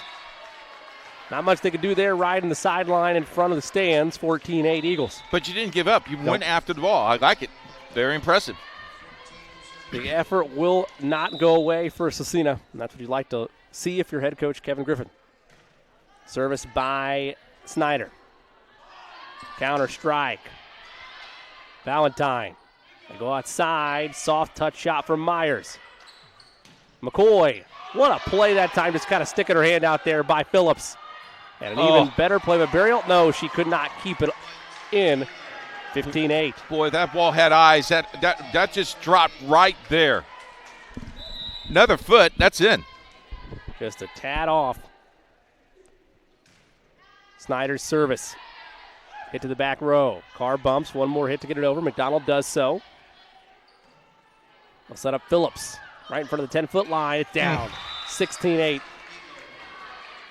And we go back to that last shot by Burial. You mentioned how it was very close. We'll hold that thought. We'll step away briefly. When we come back, we will have a continuation of set 3 on Indiana SRN. Jim, don't touch that man. What? Jim, you never know who's touched these things. It could be places that you wouldn't go. It could have been touched by folks whose hands you wouldn't shake. Like mine. Ooh, you mean? Yes, Jim. Dirty money. You can bring your bad money to the Logan Street Signs and Banners shop. Just come on in and give it to the little bitty girl that's behind the counter. Bad money is really bad. It's really bad. And this week only, you can take all your bad money, drop it off here at the sign shop. We're running through our special process where we'll clean your money and we'll make it better for you, then we'll give most of it back to you. I'm here to pick up my laundered money. Here you go, sir. This is only a 20. I left a 50. Sir, don't forget, it's $19.95 for shipping and handling, and don't forget that 1% surcharge for eating in Noblesville. Drop your dirty money off at Logan Street Signs and Banners. Conveniently not local. There's Greg Piper from Piper Logistics, one of our sponsors. Greg's a great guy, loves high school sports. Thanks, Greg, for all you do for high school sports and Indiana SRN. That's the coach, Keith Myers. I'm Jimmy Cook. 16-8 as you see live action in this third set. And Colvin powered through on that spike. Almost looked like it was going to be out of her reach, but she uses the wingspan there to send that one down. Eagles 8 points away from a clean sweep in the city's semifinal. Counterattack by the Crusaders. Partially ricocheted. We'll go outside to Valentine. Carr. Valentine again, that one in the net. Yep. She wanted that one, but just put it a tad too far down low, right into the net, 17-9. Now, if you're Cecina, as you're down, now what you do is you work basic on the fundamentals and just try to sneak back in this game, but get ready for sectional play. Maddie Burial, the service. Spike by Valentine. Drops on the misplay. Makes it 18-9. One thing I do want to look at, Coach, is this Cecina starting to fade away, or is it Heritage Christian getting to another level each set? Because you look at the gaps between set 1, 2, and 3, they've gotten better. Heritage has looked better as this match is aged, versus Heritage Christian Cecina looks like they've lost a step. It may be second and third win, and you're at home. It makes a big difference when you're home. What an effort to get that back over the net. Great diving plays that time by Cox and Carr. By the Crusaders. They'll work a counterattack. Blocked. No. Rolling out of the way that time was Myers. Phillips tried to put it away, and they do. You know, to close that thought, when you're at home, so much things are so much easier for you, and things come kind of natural for you because you're home. You didn't have to do any bus trip. I mean, it's a 10-minute drive from here to Cecina, but it makes a big difference getting on a school bus. Paige Hickey, the 5'2 junior, could not get that over the net. And we've had stories where teams have gone on the school bus and went to the wrong location, and has shown up to games late, as we have had very evident this year. That once. I know that the soccer ball and a volleyball are both round, but doesn't mean that you're going to the same place. Won't go any further into detail than that. Colvin sends it down. Well, for the ace. To labor that thought, kill, we have labored that thought because we have left a radio crews in a site in a press box. So Brent Young will never forget me. Raven Colvin service right in the outside corner. Play in front of the net. Misplayed. 4 hits. 21-10. Eagles 4 points away from moving on to the city final. They didn't have a sense of humor at all with it, Jimmy. Yeah, I can kind of see that. I mean, if it was like, north side of Indy, that's one thing, but if we're talking all the way to Terre Haute, man. Just tell me some other time how that got resolved. 22-10. It's a turnaround. It will be in my book. Yes, but the bus driver's not real happy. Raven Colvin's service continues. She had a great stretch in set 1. Trying to get a long stretch to put this game away. Phillips blocked. How about that play? Hickey. Now Carr. Cox blocked. 23-10. Folks, I'm telling you what, that's a tough play to retrieve because you are at least 3 inches close to that net. You got to stay away from the net. That's great play by both squads to keep that ball alive.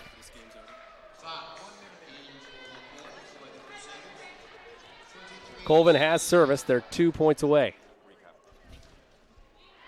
Airmail that time. 23-11. So much like we saw in set 2, the margin is massive, but Cecina still with some life here. Overhand service from McDonald. Play in front of the net. Blocked. They'll set up one more time, this time on the outside. Myers. That'll take a bounce off the ceiling. Nice play. Barry Alt stayed with it. They'll stay alive. Setting on the outside. Phillips blocked. Myers kept it alive. Her head hit the deck hard. She tried to keep it up that second time. No avail. How about Myers bouncing up after hitting the deck? That's incredible. Had 2 chances at that one. Great effort there. I love that play. Overhand shot by McDonald. They go to Colvin just past the 10-foot line. Cox. Colvin slightly misplayed that, 23-13. I think that ball was going to stay in anyway. Take a look at that effort that time by Myers that led to the last point. Look at this. Straight up, hit the deck, and then come right back and try to put the ball back in play. Got a good shot at it. Nice. Emily McDonald continues her service for the Crusaders. Wallace powered through. Adjustment shot. Hickey's going to get a play on that. No. Nice play in front of the net that time by Livesay. Again, might have got away with a 2-hit, but he called it a block so that she can go back after it. Nice job by the Cecina athlete. Lexi Carr now. So make that Emily McDonald continue her service, rather. Colvin in the net. Wow, they just can't get to 24. Yep. How about this? Unforced errors and nice effort by the Crusaders leads to a timeout taken by Heritage Christian. We'll stay here. 23-15 the score. The fight continues from Cecina. Hey, folks, in between games, we're going to have volleyball today. With us is Coach Jean. She'll be with us. She's the ex-coach of Cathedral High School. She is now the president of the Coaches Association. She'll be talking a little bit about the Coaches Association, also about some sectionals, maybe some of the things about Hall of Fame coach. Excellent. It's going to be a great guest. Stay away with that. So grab you some popcorn and stay with that. And then game number 2 right here as Jimmy and I will have Cathedral and Chittard tonight. And then tomorrow night, don't forget to tune in starting at around 7 o'clock as we'll have the championship game tomorrow night. And then football all weekend long. So a lot of things going on in Indiana SRN. Emily McDonald the serves for the Crusaders, and another point that time by Cecina. This is 23-16. This is kind of scary. This gap is closed. 6 straight points by the Crusaders. Play in front of the net, outside. Phillips. Wow, what a dig that time by Maggie Fox. Do you think they talked in the huddle saying we're not dead? Could be. Fox that time even seemed surprised that went exactly where it needed to go on the dig. Coach Kevin Griffin thought, well, that's the way I taught him. That time in the net ends the run. McDonald can only do so much on her service, and now it is match point.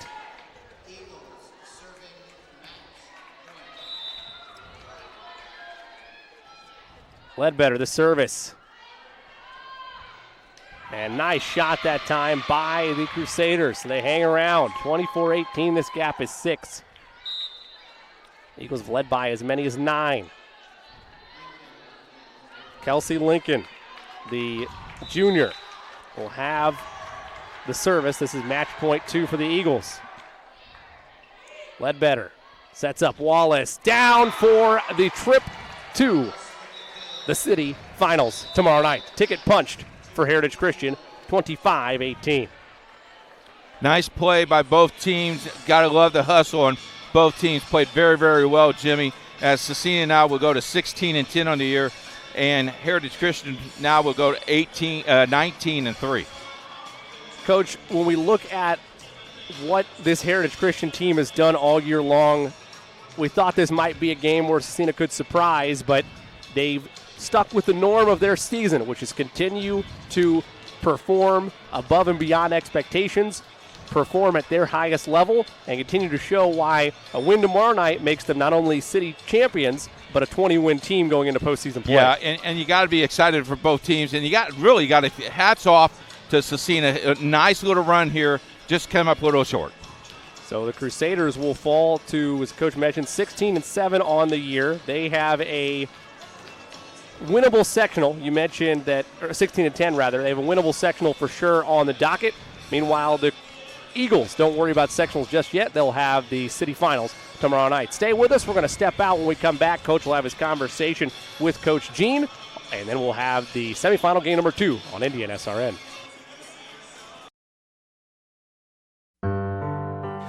I think the best thing that our ministry offers is that when the women come in and they are pregnant and they've reached our scan dates, which are 6 weeks, 4 days to 14 weeks, we're able to image them with ultrasound. Seeing the image on the screen and hearing a heartbeat clarifies that it is truly life and not just a clump of cells. You know, you can see babies sucking their thumbs. You can see them running their hands over their heads.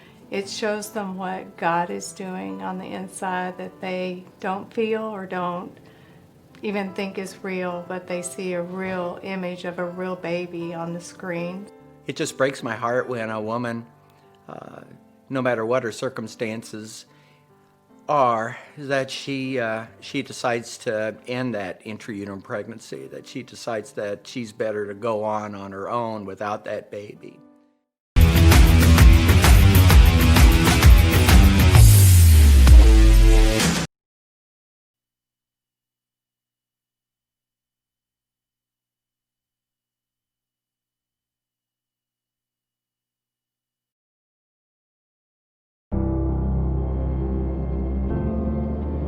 How does a good man become even better? By working out? Or by working his way up the corporate ladder? By changing his diet? Or by changing his style? By traveling the world? Or by staying perfectly still? For 300 years, we've helped good men become the best versions of themselves through a dedicated fraternity and by taking an oath to live a life of integrity, service, and brotherly love. Men who are as committed to each other and their families as they are to our noble cause. In the end, we don't just make men better, we make them Masons. Not just a man, a Mason.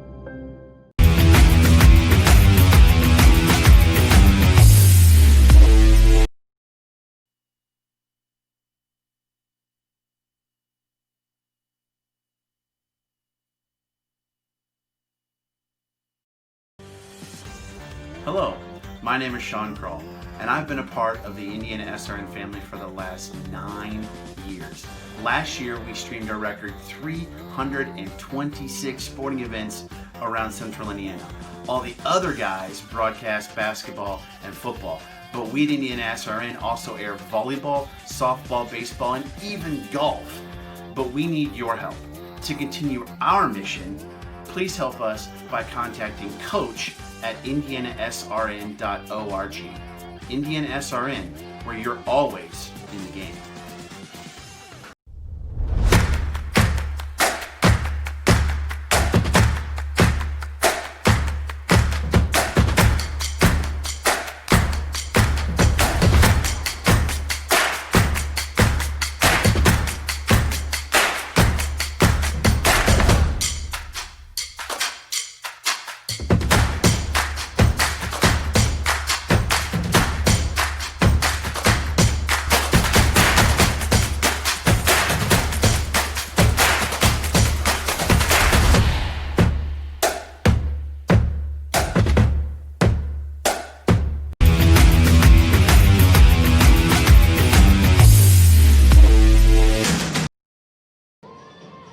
Back live on Indiana SRN as we're ready for semifinal number 2. But before that, Coach Jean joins us. She is the president of the Coaches Association. And, man, what a volleyball association we have.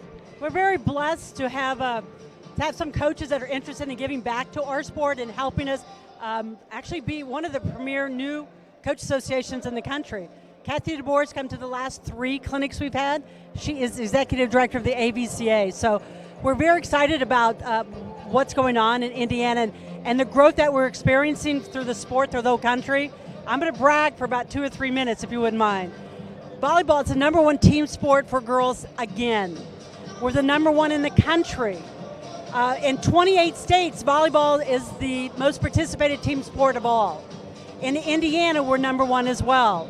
We have 1,600 more participants in volleyball than basketball.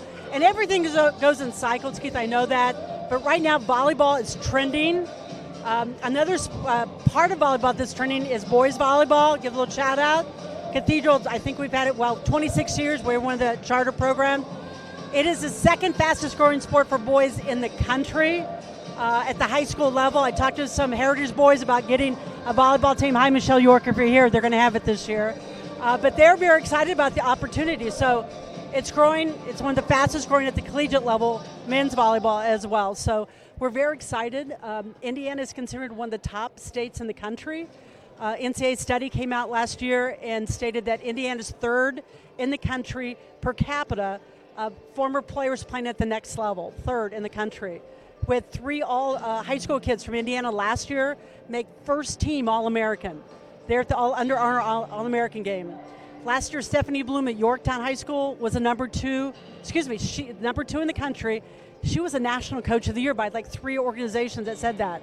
And that was incredible. This year, Newcastle's number 2 in the country, according to Max Preps, and Yorktown's a strong 14. So Indiana, Indiana volleyball is pretty strong. Yeah, we got to keep going. And the one thing that you talk about, the growth of that, now we need the quality official. So if you want to officiate the game, we need you because we want to keep this thing going. Absolutely. And in fact, if you want to be a volleyball official, there's high school and there's club. I know of young officials that are doing this full time because they can, and some of them full time, they've been in it long enough, they're also moving to college. Now they're doing lines, but they pay really well in college. But that's all they're doing. And I'm not saying you have to do that. But if you love this game, you can give back to the sport at the same time that you can make some money. We talk about the game itself. This time of year, you're really busy because your association's getting ready for the banquet, which will be on Indiana SRN again this year. It's going to be on what? I can't hear you. Indiana SRN. That's what I thought, Indiana SRN. Let me pull up. I have the dates. We just finished the Academic All-State. And Keith, I'm telling you, I've looked at more than 480 transcripts. Not only Indiana has some really talented volleyball players, has some really smart players from about more than 190 schools, which sets a record. It's just insane. We do have a few that I still have to look at. I'm not finished, so if you're going to email me today, I don't have them finished. We have some schools that are in fall break, and I need to see their SATs. Let me pull up next Monday night is the All-District, All-State, All-Star nomination. Don't miss that deadline, coaches. It's Monday at midnight, and I shut it down. Okay, shut it down Tuesday morning because I'm waiting up for everyone else.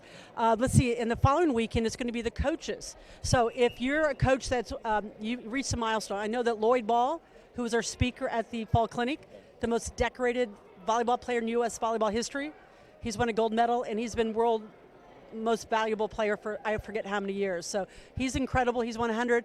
I heard that Steve Shondell this past week won his 12th 100 high school volleyball, which is insane. How's your arm doing right there? Well, I just want to tell you, Coach, I coached this game. I didn't even have 12 wins, let alone 1,200. I had a little bit more than that. God love you for going into broadcasting. No, good. But we also have that after the state champion, or the finals banquet. We also have all-star tryouts. And then after that, I believe it's the Sunday right before Thanksgiving. I apologize, I have it written 28th, I think. We have the All-Star Classic.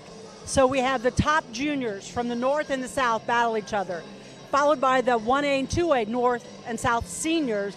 And then we wrap it up with the 3 and 4A North seniors from the North and from the South. Indiana volleyball is pretty good right now.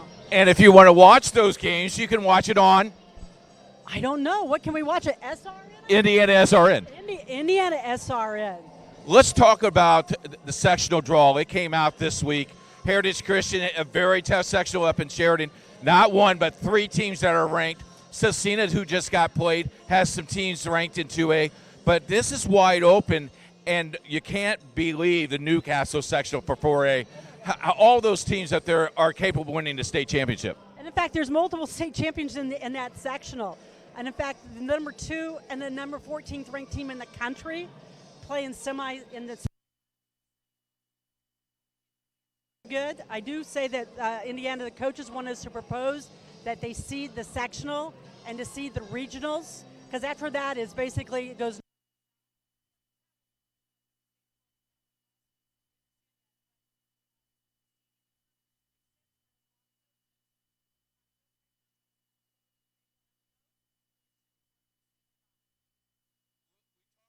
All the things that's going on in this tournament, this sectional tournament, the regionals coming up this weekend, the sectionals coming up next weekend.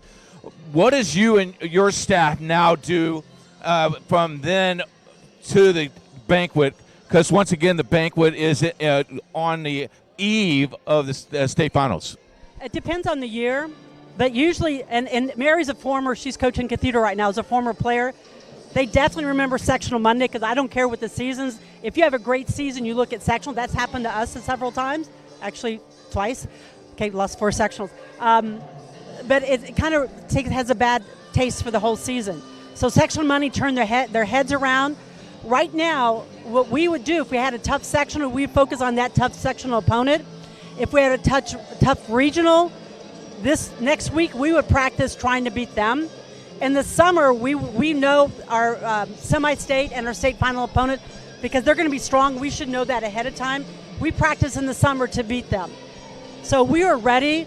The week of the Monday is easy. I give the kids off. The week of state, I give those kids off a little bit because they have to have dresses. Some new clothes and everything. But depends. Some seasons we practice a little bit harder. We need to keep the kids' head in the game. If the kids are all focused, it's just routine. If the kids are kind of in the clouds too much and listen to the students in the building, we get their heads focused on their job. Finally, this tournament is always played the week before sectional. Keep this date. I love this date. I think it's the right thing for you because it gets everybody ready for that mood, because it's almost a sectional atmosphere this week. Do you like that change? Do you like that this tournament is played this week? I proposed that we lose a week of our season. I didn't propose. It was our coaches said that. I like having one more week to have senior night, not be a trophy. So you could lose this, and it's this could be our senior night week. I do love there's a big tournament involving different classes at the very end of the season. So it gets there because you all have to play well. I live in Johnson County. I can say y'all. So every team has to play well. I mean, I saw Heritage play, and they have several D1 athletes on the team. So it's gonna be a competitive match. I also watched the Chichard Cathedral game earlier in the season. Cathedral 1-4, but it was a battle. Going to be a lot of fun. It's coming up your way in just a couple minutes. Jean, thank you so much for spending some time with us. Oh, you're welcome. She'll be back tomorrow night because she's going to be back before the warm-up thing. I appreciate your time. You know how much we love you. Thank you for so much love with Debbie. I love you, and I appreciate what you do for us. Well, I appreciate everything you're doing for the sport. This is great. I'm going to say one thing about being broadcast, live broad. It gets kids scholarships. Because we have two kids playing in New York, one playing in San Antonio, one playing at Pepperdine. Pepperdine kid's 6'5", she probably could have gone. But the other kids that open up opportunities, show this link to the college coaches that are interested in a player, and he can get them scholarship. Well, I will tell you, last year we did 12. This year we did 22. Hopefully we're going to do about 30 or 40 next year. God love you. We're going to take a break. When we come back, we'll get ready for game number 2. You're listening and watching Indiana SRN, where you're always in the game. Burtner Electric Incorporated has been proudly serving our residential and commercial customers with quality electrical repair for over 33 years. We are fully licensed and insured in electrical wiring and electrician service packages. You'll receive a competitive assessment, whether you're a homeowner or a business owner, first-time or long-time customer. We offer free estimates for any new project. Call our licensed and experienced electricians today.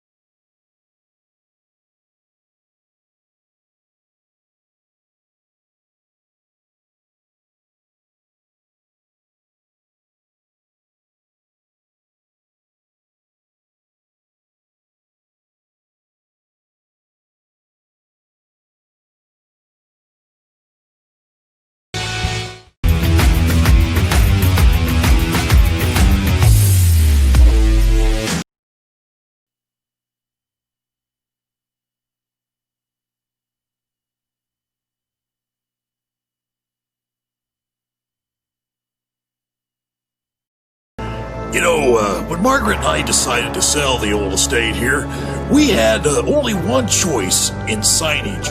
Logan Street signs and banners. Conveniently not located on Logan Street anymore, but rather located on 10th Street on the south side of Noblesville. Well, we sold the old beauty, and we were able to buy this wonderful estate.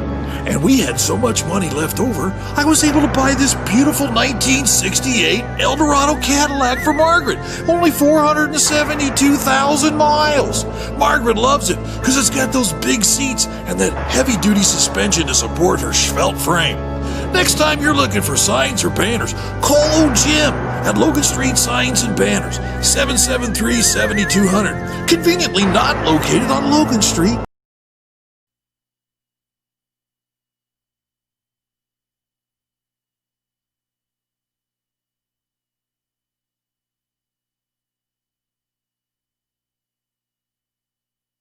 Today's fast-moving business world, effectively marketing your company takes hard work, creativity, and the right team. With over 40 years of experience, PIP has been enabling companies large and small to find success in achieving their business objectives.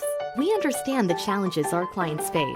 That's why we have a variety of print solutions suited to fit your every need. Whatever your printing request may be, from a quick turnaround on a company brochure for an upcoming trade show, a direct mail piece that needs to be designed, printed, and mailed, to complex marketing projects, PIP is sure to have the right print solution for you. Nothing grabs attention like a well-crafted sign. It can transform virtually any surface into an eye-catching experience, boosting your marketing appeal. From banners, posters, floor graphics, and window decals, to wayfinding and yard signs. We not only help with sign design and getting it installed, we also integrate them into your overall marketing strategy, designed to help you win. PIP also provides best-in-class integrated marketing solutions to help you make the most out of your next campaign. Our approach to marketing ensures that your strategy is seamlessly executed across all media, online and offline, so your business always looks its best. At PIP, we understand it takes a team to achieve business growth. And that's why we're here to help. Get to know Pitt and let us make your world a better place.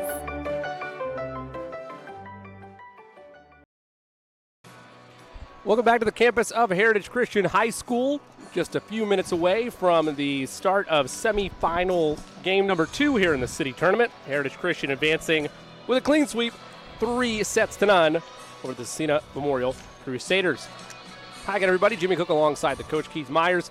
So pleased you've chosen to spend part of your evening with us here on Indiana SRN. Even more happy that you've chosen to spend some time with us when there's playoff baseball going on across the country.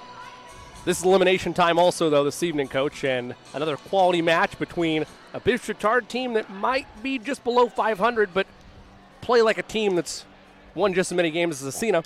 On the other side, Cathedral, they're in that same boat, but theirs is more due to the heavy schedule strength that is around their setup. Well, I got to tell you, Jimmy, that's a long haul from the set from where we were to run up here and do this. I'm a little bit out of shape, but I'm ready to go. Yes, you talk about two teams, both teams, and Gene even said it. Rival, went to 4 games, could have went to 5 very, very easily. Going to be a very, very interesting game tonight because momentum is the key to winning this game tonight right now, Jimmy, is who has the momentum and carry it. If you're Heritage Christian, you hope this thing goes 5 games, 35-35 to go to 15 because you want this game to linger and you want them to have so much energy drawn that tomorrow night you're ready to take one for the team. Just last month we saw this Bishop-Chatard team come together for an upset win against then red-hot Brebeuf. That one was senior night, Coach, and that was home cooking that they had there. This is a neutral site for both these teams. Is there a recipe for Chatard to spring a similar upset tonight? Yeah, I think so, because you tell your kids, hey, especially last night, you tell a kid last night, you were tested last night against a very good Covenant Christian team, went to 4. You tell your kids after that, you rest, you got to play your foe tomorrow, got to be ready, and let's play with the same passion that we had about a week and a half to 2 weeks ago. Keeping Brebeuf in the swing of things, man, I wish it was in the positive sense that it was, a conversation about them being in these semifinals, but this Cathedral team, when they played Brebeuf just a couple weeks ago, we talked to some of their coaching staff, and the thought was if the stars aligned, it would be Heritage Christian, who already got their part of the equation done, and themselves meeting for a shot at the city tournament. I don't want to dive too much into your keys, but how do the Irish get that done tonight? Well, the Irish just has to play their volleyball game. They play a very, very tough game. They are groomed to win. And what I mean by that is we saw the Hall of Famer Gene Carcinogen, who has coached Cathedral for many, many years. Now Mary steps in, played for Gene. They understand. The girls understand when you put on that green uniform, you are groomed to win, and you win at any cost, and you have to play above your talent. And some of these kids might be knocked up a little bit, but they will be ready to play, and they will be aggressive. If you're Chatard, you just left the playing surface. You don't want to see them warm up. You're going down the hallway. You're going to talk strategy. I like that strategy for Coach Heather Lyon. That's a smart coach because what she doesn't want to do is get psyched out by the heavy hitting and the strong hitting that Cathedral has during their warm-up. The Irish repping the green, big green jerseys on hand for this semifinal tonight. Before we dive a little bit deeper into the matchup, you mentioned in your conversations before our Heritage Christian Cecina matchup with the different guests that you had over there in the studios set up here at Heritage Christian that Broad Ripple used to be the site for this tournament for many, many years. I do want to give some shout-outs to the hospitality suite and the care that Heritage Christian has put on this event. I wasn't around for the Broad Ripple days, Coach, but they've taken care of the referees, the media, everybody involved, and not just from the food side of things. The overall setup of this event is quite nice at a great location in central Indiana. Yeah, first of all, it's centrally located. That's right. From all the teams in the city, which is an excellent thing. The other thing, and the athletic director of Heritage Christian said it very well. When we come into a venue, one of the things that we do to lessen that for an athletic director is we'll take care of every single thing media-wise. Here's what we need. We won't bother you. I learned that long ago as an athletic director. When media people come in and they're demanding, it's hard to work. We don't try to do that, and then all of a sudden we help. We swept the floor tonight. We tighten the nets if we have to tighten the nets. That's a team effort, and you got to love it. You know, they had 2 games going on at the same time, Jimmy, the JV game and the varsity game. Excellent and great management staff, and you have to count it not only for the Heritage Christian folks, but every single person in the City Alliance, every athletic director puts in their time, their effort to put this tournament on. And, you know, we saw the county tournament last weekend. I put this right up against the county tournament. Both of these tournaments, excellent and great athletic directors in the state of Indiana. Couldn't have said it better myself. This matchup between Chittard and Cathedral, over under 4 games, Coach. I'll tell you after the game. I'm not asking to pick, so all right, you'll take the over. Over. So Coach says we're seeing a 5-set match tonight for this one. It's the Bishop Chittard Trojans and the Cathedral Irish. Tonight's officials, Ed Thornburg, John Kern, Ron Hill, and Dave Westington. Again, as we talked about, if you were with us game number 1, these guys are top-notch officials. Looking forward to a great game as we get introduced with all the teams. We're ready to play volleyball in about a minute and a half. We'll take a look through the rosters for both teams as well, starting first with the Cathedral Irish. The junior number 1, Lucia Casaro, the libero. Anna Neal, the senior number 2 in the middle. Jamie Hansen, the senior number 3. The defensive specialist, Ellie Kaiser, the junior, number 4. On the outside, Anna Treeloff in the middle, number 5, a senior. May Hedrick, a setter, number 6, a senior. Mia Finn, number 7, a junior, also a setter. Mallory Dills, a setter as well, a freshman, number 8. On the outside, Sarah Casper, a junior, number 9. Number 10, Joanna Supperger, a senior in the middle. Katie Bremer, a sophomore in the middle, number 13. Mia Ditto, number 14, a senior on the outside for the Irish. On the other side of things for Bishop Chittard, Anna Wench, number 3, a senior at 5'7" on the outside. Ruby Countryman in the middle, a 5'11" senior, number 4. Cindy Sorensen, number 5, a senior at 5'7". Olivia Countryman, a 5'7" senior, number 8 on the outside. Ellen Keefe, a 5'5" junior and a setter, number 9. Reese Kaminsky, a 5'6" senior, defensive specialist, number 12, a senior.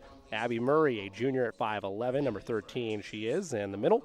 Megan Coors, a senior, number 14, 5'8" listed on the outside. Lucy Ginn, a 5'3" junior, number 16, a defensive specialist. Isabella DeCastro, a 5'7" senior, number 18 on the outside. Erica Pemberton in the middle, a senior, number 21. Sarah Meek, also listed as number 21, a senior, number at 5'8". Carly DeCastro, a 5'9" sophomore, number 22. Colleen Leal, a 5'6" junior, number 24. And Anaya Laney, a 5'7" junior, number 26 in the middle. We're going to step out briefly during the national anthem. We'll be right back after this on Indiana SRN.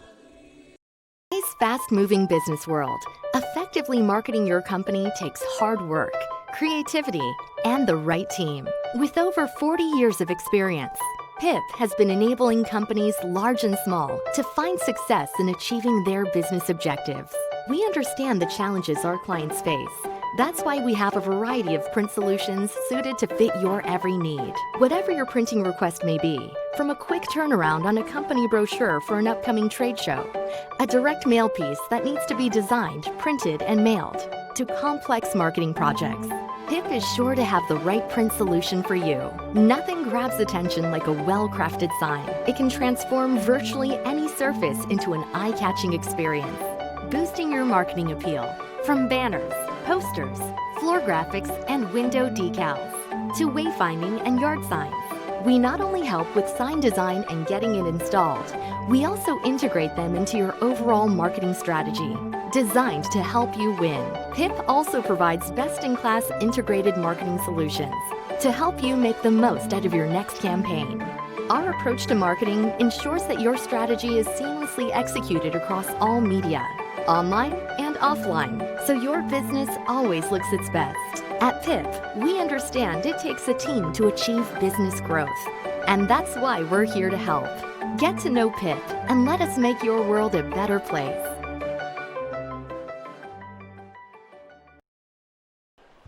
Welcome back, everybody, as we are ready for game number 2 in the semifinal number 2. Bishop Chittard wearing the blue uniforms over there on the right-hand side of the floor. In the green uniform, the Cathedral Fighting Irish.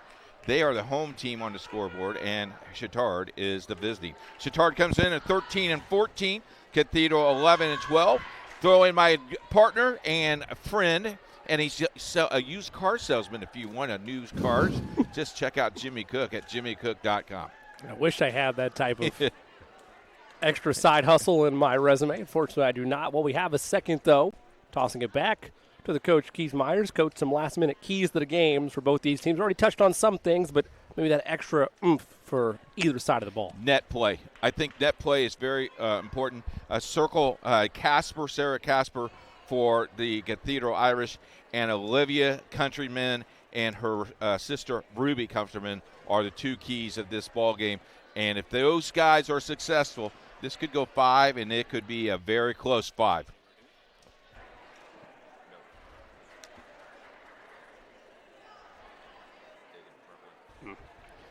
So here we go. Final adjustments being set by both teams, making sure everything is set and ready to roll. For Chittard, Anna Wench will be the libero, repping the pink jersey this evening. I'm excited about this game. This should be fun. Oh, yeah. We talk about the rise and fall of Chittard throughout the year. Cathedral, a very heavy set schedule in terms of, like they do in all sports, a heavy strength of schedule all around. This will be a opportunity that I think on paper people might be picking the Irish, but you'd be remiss and maybe, I dare say, even foolish to look past Chittard in this city tournament semifinal. Semifinal number 2, service belongs to Chittard. The winner faces Heritage Christian here tomorrow night. Ellen Keefe, the 5'5 junior, serves it up, receiving the back row by the Irish. Counterattack, they bump it over. Diving for that one is Wench. Point for Bishop Chittard. Right out of the gate. Yeah, they also had a net violation on Cathedral, so there's a double whammy for you. You only get to score 1, but got to watch that net. Man, I tell you what would it do for the game if there were 2 points per? The game would be over quick. I've probably made some people upset, some volleyball purists out there. That's a nice spike down for Megan Coors. 1-1. Yeah, Gene just went nuts on you. So, how about that? Hall of Famer. Man. What a great Who's lady. booking your guests? I tell you what, that's top notch right there. There you go. Debbie Myers, Debbie Myers, the one and only. Not only keeping stats, but booking the guests as well. Jamie Hansen, the senior, serving it up for the Irish. We're tied at 1, set 1, and it's best of 5. Digging in that time is Casaro. They go outside, ricochet through the block, and the kill. 2-1 Irish. Gonna block that. Got to make sure it's going the other side of the net, not ricocheting behind you. Yeah, and you can't put that ball behind you. Hansen serves to the back line. Counterattack on the outside. Play in front of the net. Ricocheted and point for the Irish.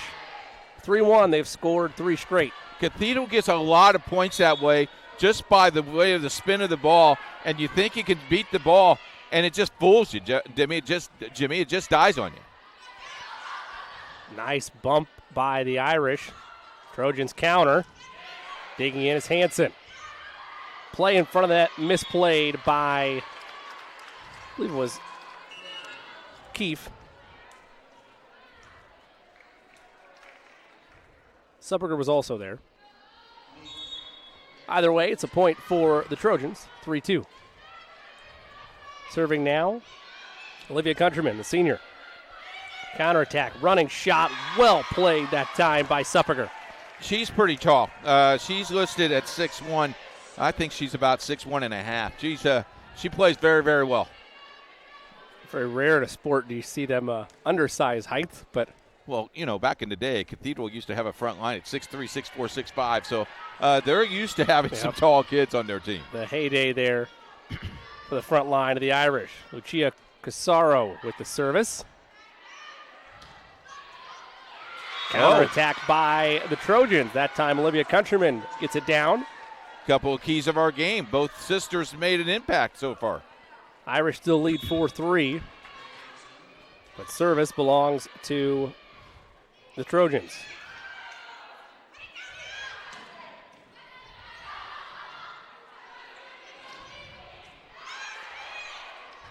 Here come the Irish. Blocked.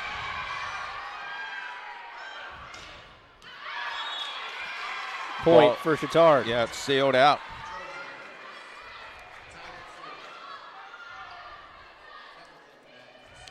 Erica Pemberton, listed in the program as 21, wearing 19 for Chittard. As a service, we're tied at 4. Play on the outside. Casper. Trojans counter. They go to Meek. Casaro's there. Outside attack. Ow, just barely.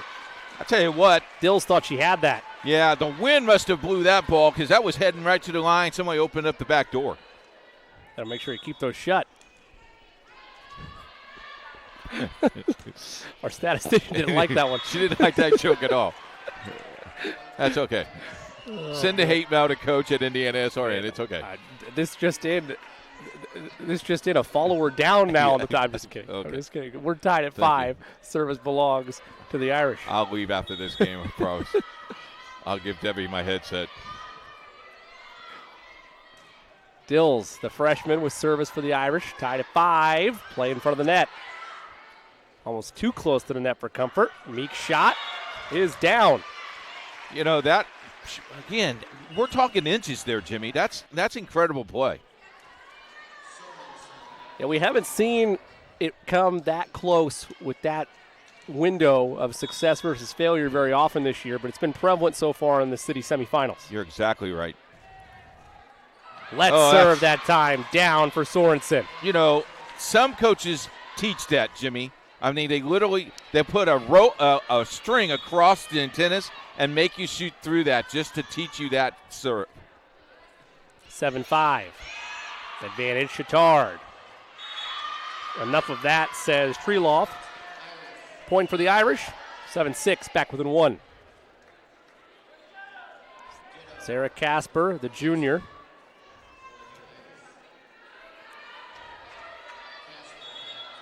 Set to serve for the Irish. I mentioned they're sit at 12-12, but they play one of the toughest schedules in the state. That one airmailed. Point for the Trojans. You know, if Chittard can just stay level-headed, they're going to be right in this thing. It's kind of the mentality they adopted when they upset Buff on that senior night at home on the campus of Bishop Chittard. And you're going to replicate that here. Oh, nice shot play. that time by Countryman. Olivia that time. She read that right away. They escaped the area, and she just dinked it right over. 9-6. Meek, service. Received on the back line by the Irish. Counterattack. Soft touch shot violation. Yeah, once again, when you tip the ball in the air and you tip that ball back toward the net, he's going to call that a violation. Now the officials will discuss with one another. I don't think they're going to overturn this ball. Well, I didn't even think the Cathedral necessarily argued it. It just looked like the far side official decided to have a conversation about it. But I saw no gestures from Cathedral,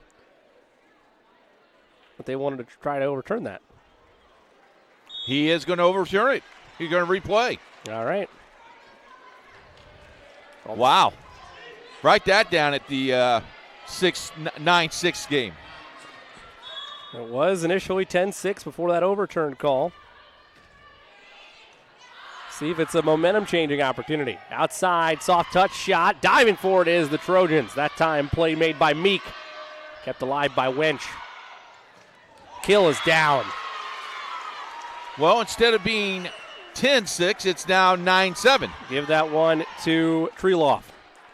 And I will now have the service. And give that to Mary Hemmond, who asked the official, and he went to consult with the other official. That's great officiating, right? Get it right. One could also argue great coaching, too, because maybe he doesn't go question his partner in crime on the officiating duties tonight without that suggestion from Mary. Another kill for the Irish.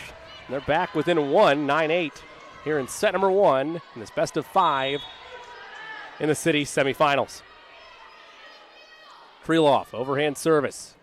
Receiving the back line. Nice adjustment shot by the Trojans. 2 Irish players down. They get back up quickly and get it over on their last hit. Counterattack. out. Was it tipped, though? Ruby Countryman begging for the official to say that was tipped. They say no dice. Tied at 9. And that just barely went out. And now the ball went in the hallway. We got to go get the ball. Chasing that down is Anna Treloff. Her service will continue. Let's take one more look at that. Was it tipped? No. I didn't see a change direction. Tied at 9. We'll say the officials got that right. Countryman through the net. Point for the Irish on the 4 hits. 10-9. Cathedral with the lead.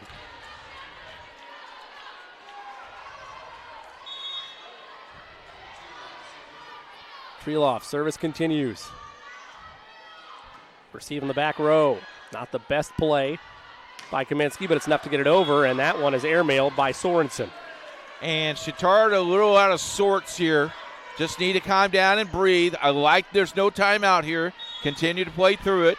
Well, they felt like they were ahead 10-6. That point was taken away at 9-6, and since then they've seen the last 5 points scored against them. Trying to end that drought. Nice diving play. One hit to get it over. It won't get over. Just a tough shot that time by Suppiger. Not much she could do. And again, right at the net, the backward tip to set up the spike just didn't come across. So that drought ends for the Trojans.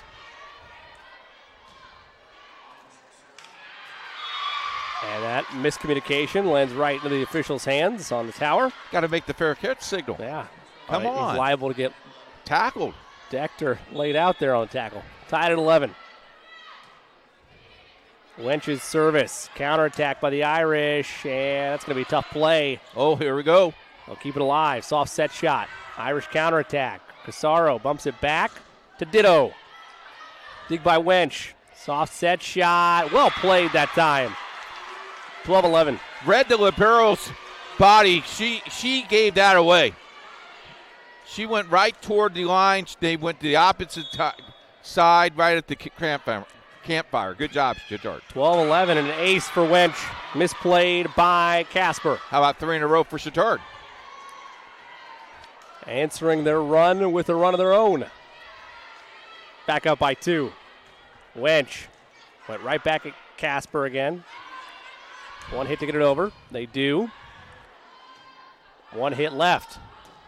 Countryman sails it. And again, the Trojans say it was tipped. Much to the dismay of Heather Lyon. Beside herself on the sideline. Referee called no tip, so we play on. 13-12. Irish back within 1. Hedrick's service, diving for that was Wench. One hit to get it over. They do. Casaro keeps it alive. They go outside. Blocked. Irish, one hit to get it over. That's out. I tell you what, Cathedral got away with 4 hits that time, Jimmy, because they did not block the ball. Then he tipped the ball. Then it went to another hit. Got away with 4 hits, and officials playing on. Irish have been the beneficiaries of some calls so far this evening. They still trail, though, 14-12, despite that disparity. Play in front of the net. Oh, that's down. Joanna Suppiger with the kill. Irish back within 1. Jamie Hansen back in. Mia Ditto gets some rest.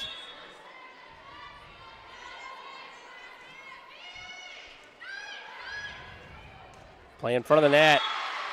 Powered through by the Trojans. With this all going on with Heritage Christian girls varsity team in the stand, eating a little bit of food, watching this action. They are glad their job is done tonight. We got it done very quickly. Quick and easy. Lead for the Trojans is 2, 15-13. Casaro there to receive. Counterattack. Casper.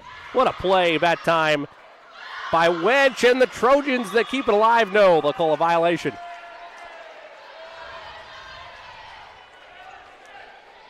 Called out on Pepperdine. Makes it in 15-14.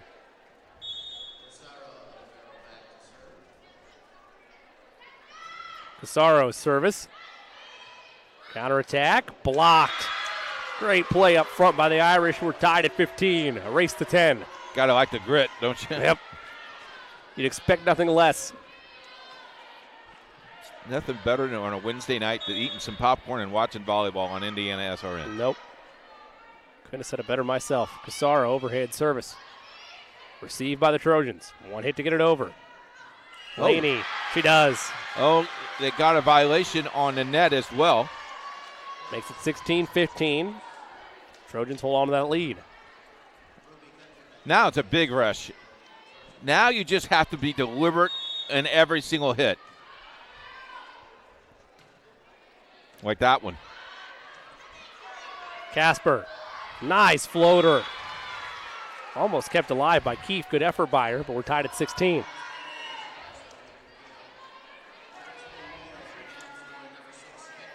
Great hand-eye that time. Well, she plays Keefe. like her mother, not her dad. I know Stu Casper. Stu couldn't do that. There you go. Counterattack. Shot is down. I tell you what, when they need a point, they go right to her, don't they? Yep, Ruby Countryman plays that one well. Ruby's 244 kills and 46 blocks on the night coming in. Anaya Laney takes a rest for the Trojans. Biff Chittard 8 points away from taking set one. Overhand shot in the net. Tied at 17 again. That one just a tad off by Cindy Sorensen. 17 all. Sarah Casper, the junior, has the service. Overhand service. Counterattack on the outside. Ricocheted. Irish. Play on the outside. Ditto, it's down. And the Irish finally regain the lead. 18-17. Cathedral 7 points away from perhaps, I don't want to say stealing one, but the way Chittard has played so far, you could call it that. Tell you what, that hit the vibration. That moved the antenna. They had to move the antenna about 3 inches. Casper. Overhand service. Airmailed. Just like that, you think Cathedral's maybe getting a little bit of headway. We're tied at 18. Well, I think you got to fall all the way through. She stopped halfway through. When she hits the ball, it just the trajectory of it just will fly out of the gym. Got to stay with it for that whole serve. Sarah Meek, the service. Play in front of the net. Point to Chittard on the violation by the Irish. 19-18. Chittard 6 points away. Set number one in this best-of-5 set here in the city tournament semifinals. Counterattack. Violation against the Trojans. They say 4 hits. Tied at 19. Neither team given an inch. Could this be like a 27-25? It has that feel right now. I was going to say that, but I didn't want to speak it into existence, so it goes that way. Oh, you're welcome. We can't blame Riley this time. Tied at 19. Make it 20-19. Point for the Irish. They're 5 points away, and the service will belong to Anna Treloff.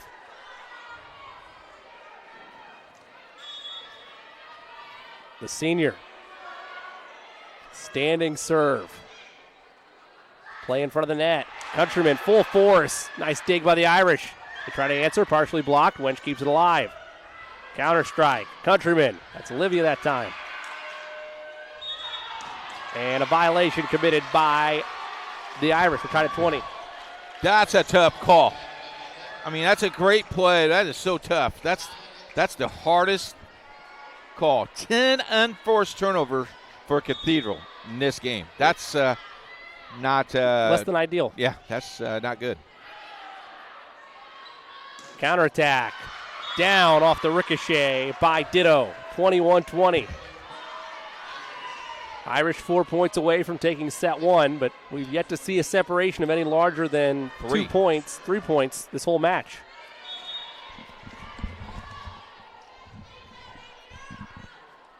Hedrick's service. An answer from the Trojans, perhaps. Casaro's there. Here come the Irish on the outside. Nice dig attempt. It bounced off the basket separators. And a point for the Trojans. How about that, battling through? I tell you what, that hit their side of the net. It did not move it to the other side, and that's what the coach is asking if it was on the other side. And it stayed on their side of the net, which is perfectly legal, and they played it.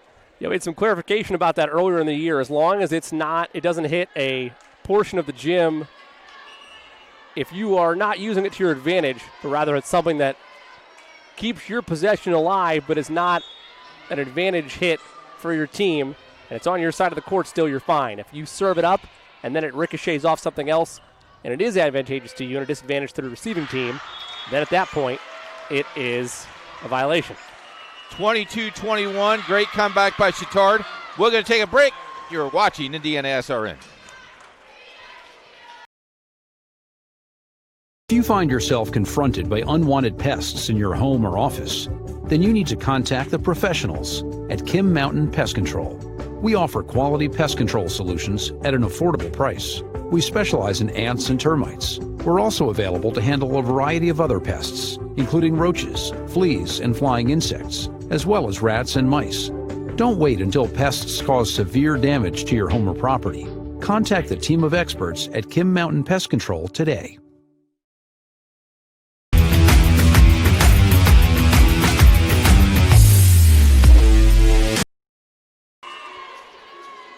(22-21) the score. An advantage to Bishop Chittard, a member of the Circle City Conference, as you see the conference logo there. Cathedral not a member of the conference, but nevertheless still a valiant foe in the parochial circle that is Central Indiana schools. Trojans have that 1-point lead with service out of that timeout by the Irish. Counterattack. Ditto. Could not get the kill. One hit to get it over. They do. Irish will counter. Suppiger ran out of room. Point for the Trojans. They're 2 points away. My word. That set was going to go opposite side. When she left her feet, she knew she went to the wrong side. Setter's got to communicate a little bit better. That's 12, I think, unforced turnovers this game.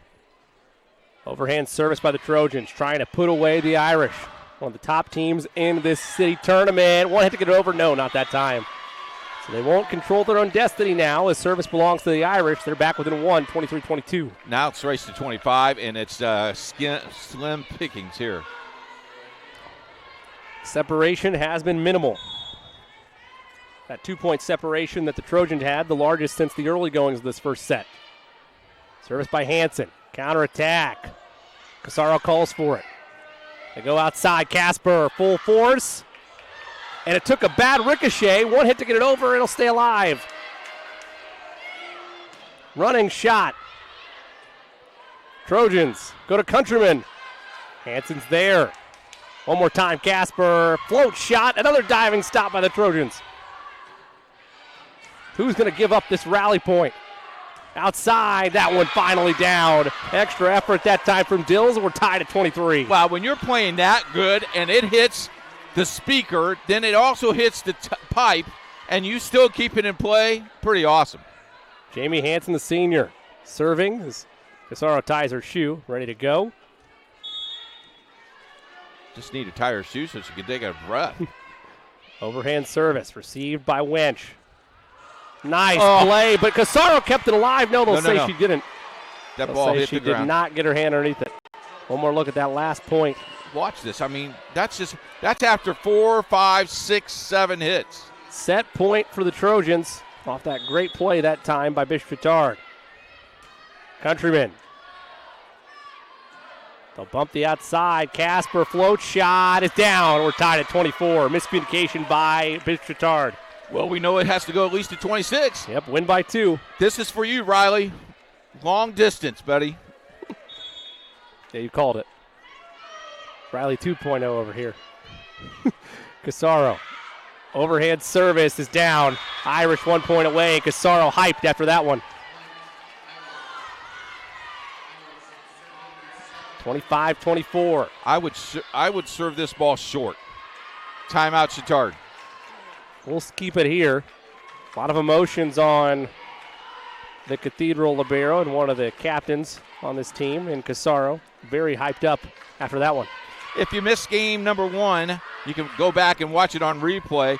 or we can just tell you that Heritage Christian wins in 3, 25-19, 25-13, and 25-18. They will play the winner of this game tomorrow night at 7:20 is the start time. Folks, we'll go on the air at 7 o'clock with all our pregame, and we'll get ready to go. Indiana SRN.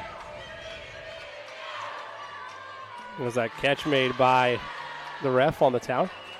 Can we get talking to the truck now live, can we get a shot of the student sections over there? I want to show you we got motion. Cathedral traveled well tonight, as did Biff Chittard, but right now it's all Irish in terms of being vocal. No surprise there. They always travel well. There's that little shot. 25-24 is a look at the mixed student section of both Chittard students and Cathedral students, who are happy after that last point because it means set 1 belongs to the Irish. 26-24, Cathedral takes set 1. Set 2 upcoming after this in this city semifinal game 2 on Indiana SRN.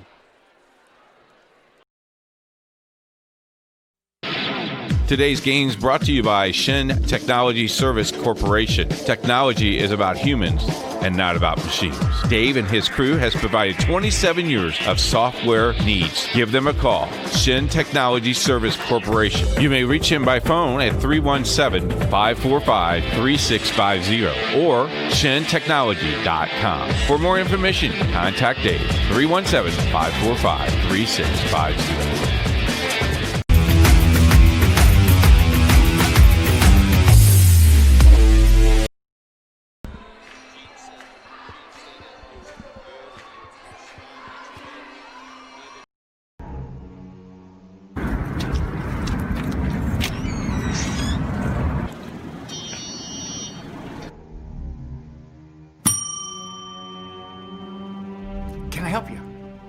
Yeah, I'd like to order a hamburger, fries, salt, maybe a large vanilla shake. Yeah.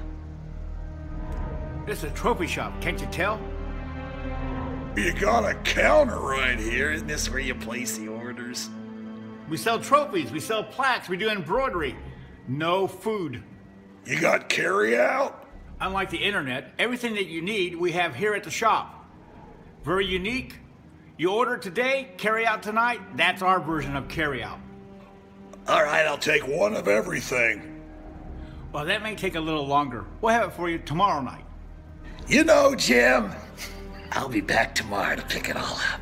We'll wait for you. Don't wait. Welcome back to the campus of Heritage Christian High School. Set number 1 in the books. Irish winners 26-24. They lead 1-0. We take a look at those first set numbers.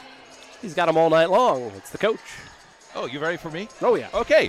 Let's see. Number of aces for Cathedral, none. Kills, 14. 1 block, 12 unforced turnovers. For Chittard, 3 aces, 9 blocks, 9 kills, 2 blocks, and 9 unforced turnovers. 17 kills for Cathedral. Sorry about that. Coach, I want to say we thank you, Debbie Myers, again for all your hard work with the stats each and every night. We can get your assistance there. I think that's one Chittard's going to regret losing. I know you mentioned the over on this game. After that Cathedral win, I'm taking the under. I don't know that I think that's one you have to open the gate. Cathedral gave you so many chances to take that one. And who knows, there was a lot of hype there by Chittard. They still are a confident bunch. I'm not saying it's out of the question, but if you were asking me where I think momentum lies, it's all in the Irish's corner. Yes, sir. During the intermission, they were playing "Hey Baby." They were playing our song. It's the title is the Buckinghams sung that song, not Danny Shea. I stand corrected. Once again, the Wizard is wrong, right, and I am wrong. Well, my correction for that I can forgive you because the correction still didn't help me. I still have no idea what that was. So way before your time. What year were you born? Irish will have service here. Well, we were born in the I probably. Oh, you're wrong on that, but it's a story for another day. You know, 1960, we drove cars, Jimmy. Not horse and buggy like you thought we did. My father listened to Sinatra, so you There both you can go. get out of here. Here we go. Overhand service by the Irish to start us off here at set number 2. Counterattack by Chittard, gets it over. Cathedral's answers. Now Chittard, their second counterattack is down on the floater by Pemberton. Good start. Yep. The late, great Papa Cook, born in 1930, by the way. So, all right. Take your number on the age gap between him and my partner in crime this evening. Service belongs to Ellen Keefe, the 5'5 junior. On the outside where she'll serve it up. Counterattack.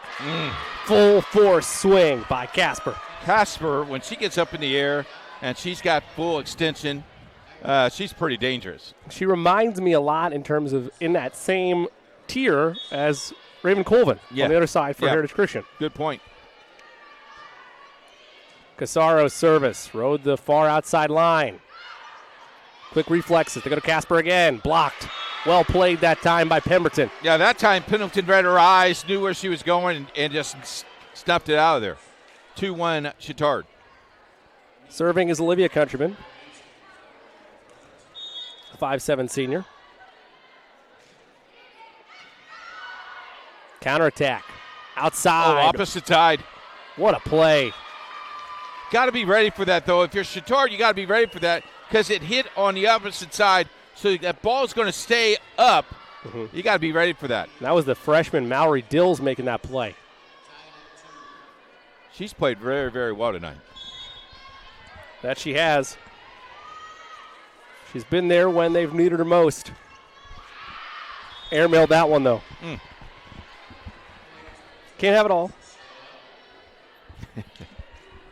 3-2 Trojans. Well, don't ask me that. When I was a coach, I wanted it all, Jimmy. That's why you're in the booth now, though. Exactly. You don't need to have it all. Early anymore. retirement.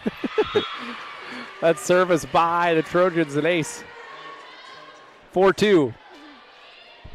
All Chittard right now. Erica Pemberton with the service. That one almost rode the outside line, but it's out.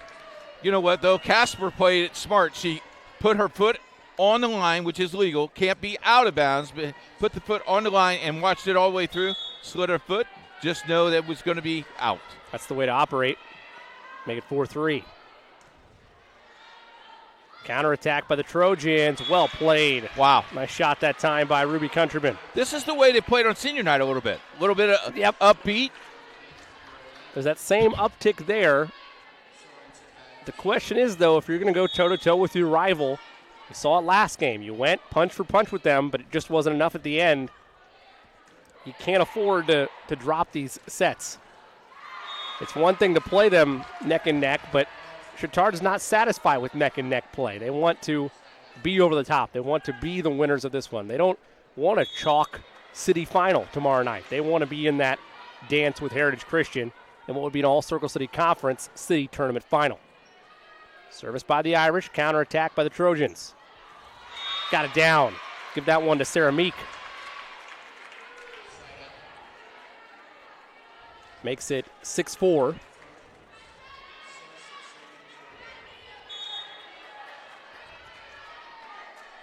Serving now, after a spin of the ball, is Meek. Counterattack by the Irish. Outside. Took a bad ricochet. Oh, nice play. They'll keep it alive. Opposite side, Suppiger down. They needed that. Countryman went all the way to the bench, played it and stayed in bounds, kept 1 foot in bounds. Second time tonight, including both of our games, semifinal game 1 and this one, where we've seen players put it all on the line, trying to go into the stands with their own benches to make a play. You'd expect nothing less in the semifinal grouping of the city tournament. Counterattack by the Trojans. Nice touch shot, but a better dive. Did that stay in? No, it did not. Good effort that time. Fully extending was Coors, but it wasn't enough. Boy, that just glazed the antenna, too. You can see it moving just so slightly. And a Wench now serving for the Trojans. They lead 7-5, trailing 1-0 in this best-of-5 set. Counterattack. That one is down. 7-6. So once again, each of these teams trading punch with each other, just like we saw in set one. I don't know how you play that any better. If you don't know, I definitely don't know. Service belongs to Hansen. And that one almost stayed in, but it is indeed out. That was close. Flirting.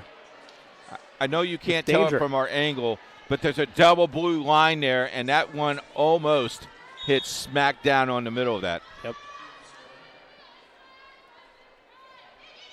Keefe service. That one airmailed. So they trade out serves. Make it 9. 9-6? Yep. 9-7. 9-7. I was going to say. I was waiting just a second. Actually, they got 8-7.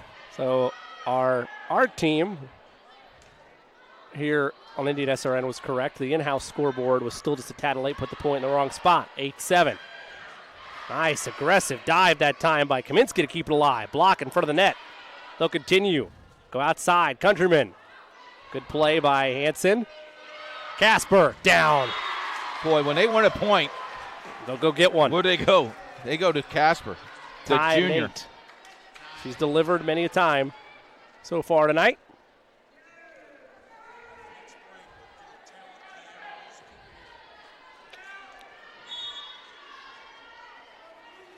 Casaro has the service.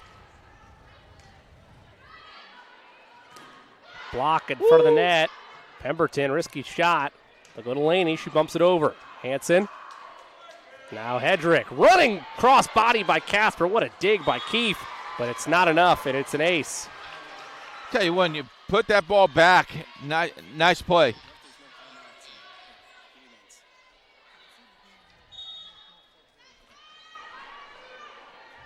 Casaro with service.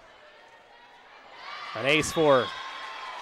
Irish starting to pull away a little bit. Now they're on that roll. Yep. That's the dangerous side of the Cathedral offense you did not want to see tonight if you were Chittard. You don't want to go down 3 here. Nope. Can't afford it. Casaro. Her service countered. Pemberton. Nice. What a dig by Hansen. Casper blocked. Nice. Casaro kept it alive. They'll go the opposite way. That one ricocheted, and it's down. Misplayed that time by Wench. I mean, these ceilings are higher than what we're used to, and the ceiling has played havoc 3 or 4 or 5 different times, Jimmy, and you got to be very, very careful how you handle that because every different gym is differently, and so when you look at the gym and you look at how that is played, as a player, you got to read that, and it's kind of hard to read when the pipes are round and the ball is round, and it's just a tough place. That's the coach, Keith Myers. I'm Jimmy Cook. Thanks so much for continuing to join us here on Indiana SRN City semifinal game number 2. Coach, we mentioned that Chittard wants to play spoiler tonight, and to this point in time, they've been exchanging punches in this heavyweight bout, but so far, Cathedral's just been an edge better. Yeah, just an edge better, and that may just put you over the top tonight because that's the human error is really slight tonight, and it's good. Great action.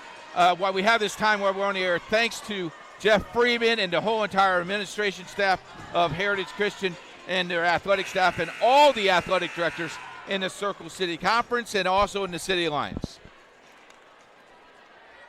Couldn't have done it without their assistance all season long. Always proud to bring you the action and give these student athletes a platform to perform on worldwide. Out of the timeout. Running shot by Pemberton. Casper got a good ricochet. That one's in the stands. Thought about diving into the bench was Kaminsky. She thought better of it. I would say that would be a smart move. Makes it 12-8, largest lead of the night for either team and for the Irish. They lead 1-0. Casaro, overhand service. Here come the Trojans. Keeping that alive that time was Hedrick. Outside they go. Countryman. Irish keep it alive. They go to Casper one more time. Blocked. Casaro dove for it. Nice bump to get it over by Hansen. Pemberton puts it down. Did they play that off her back? Think so. I think that ball hit her back and stayed up in the air. That's what it looked like. I've seen a foot play, but not a back play. Welcome to 2019 volleyball. I guess. No, yeah. Overhand service. Hands on the back line. Casper had to readjust, and she kept it in. 13-9. Ball was touched as well, so that's a tough play. You can see smiles on the Cathedral players' face as they're playing. They feel like they're in a groove right now. Yeah, and we have another timeout of tie-in shoes. We need Velcro down there. What's it called? Velcro? Velcro. Yeah, whatever they call it. We'll work on that. You're not at that age where you're not the age where you need the Velcro yet. Call my agent.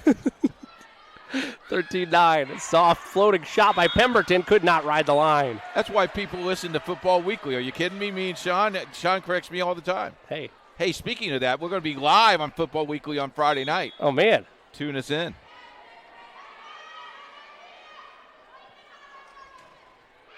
Shot that time by Dills.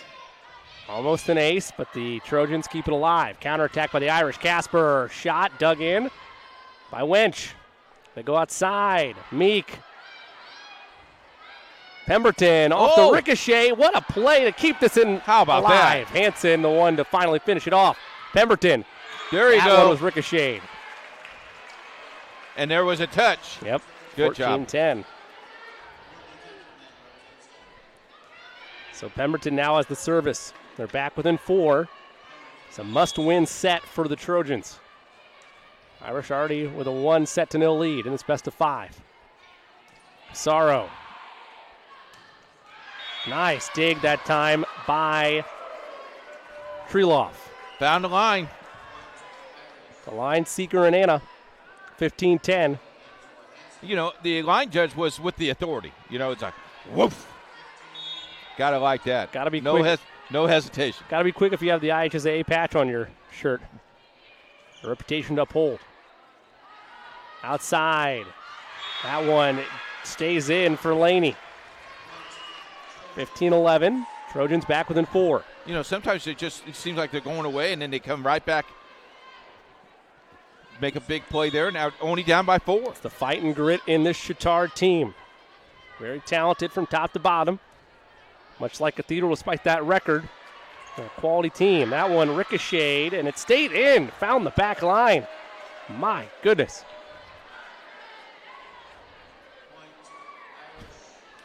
I have nothing to say, Jimmy, other than they just know where to lay the ball, and the ball has eyes, and it just stays there. Do you know how that surprised some folks? How you know it surprised some folks? The in-house scoreboard put the point for Chittard. 15-12. They had corrected at 16-11. Irish, 9 points away. Other ideas for the Trojans, perhaps? Play in front of the net. Won't get over. Irish win that battle, 17-11. They're 8 points away. Neal that time did her best to keep that ball away. Mm-hmm. Service by Treloff. Counterattack by the Trojans. Not going to get a kill out of it. Or I should say a spike attempt out of it, rather. Trojans again. That time, good misdirection shot. What reflexes that time by Treloff? No, they won't say it stayed alive. Wow. Thought for sure that was a... Treloff says she hit it with her fist. The referee said she hit it with her palm. Carry stands. No argument there from the coaching staff of Cathedral. Outside attack by the Irish. It's in. Oh, my goodness. Sorensen just a step late. 18-12. Cathedral on top by 6. You know, and Heather Lyon is just dying on each point because they're just inches in. I mean, just inches in. It's the difference between good and great. Got that right. Service for the Irish. Continues for May Hedrick. Counterattack. That took a ricochet bounce. Casaro calls for it. They go outside to Ditto. Down. 19-12. Separation is exactly what you need. Got a timeout. We're going to keep it right here on Indiana SRN. Let's talk about football. We just want to talk a little bit about our 1 and 2 guy and our camera guy. There's Riley. That is Riley. Riley is a senior in high school. Say hi, Riley. Riley is one of the best cameramen in the state of Indiana, ladies and gentlemen. As a sophomore, he called me, begged me to come to work for Indiana SRN, and Riley has done a nice job. Riley is now one of our producers as well. Does a lot of football. I think he's getting his wisdom teeth taken out this week, but he'll be back with us next week. But Riley does a great job. This is where good parents has taught kids well, and just like everybody around our area, Riley has done a nice job. Very, very blessed and proud to have Riley operating a lot of the production and camera work you see night in and night out on Indiana SRN. Hope that. And we don't call him the Wizard. We call Jerry the Wizard. Riley is just Riley. Good start. Nice play that time by the Trojans. Thanks, Jerry, for doing that. That's outstanding. We need a picture on Jerry, but he'll hide.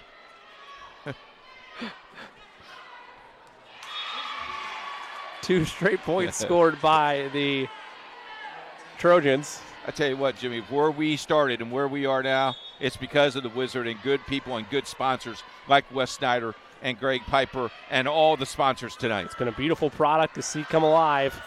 Quality coverage for these young student athletes. The Trojans have scored 3 straight. They were dead to rights for that timeout. Now they're back within 4. And we can't do it without these schools. Nope. Not without the support of all the ADs, all the players, all the coaches, all the fans. Fun to bring you this action night in and night out. And a Wench service. Counterattack. Casper. Nice Dills, rather. Dig by Wench. Sorensen. Partially blocked. Overhand shot. Go to Pemberton. Blocked. They'll set outside. And a point for the Irish. 20-15. Cathedral 5 points away from taking a commanding 2-0 lead in this city semifinal. Jamie Hansen, the senior with the service. Misplayed initially. One hit to get it over. Pemberton will do it. Chance in there. Go outside Casper. Got him the point. Rode the outside line. Chittard was quick, not quick enough in that rotation, and just missed it by a step. She was there. Just got to get there a little bit sooner. Got to anticipate a little bit more. 21-15. Hansen's service. I love the digs. Good effort all around. Countryman rode the outside line. How about Casaro that? Thought it was trailing out. Countryman gets it down.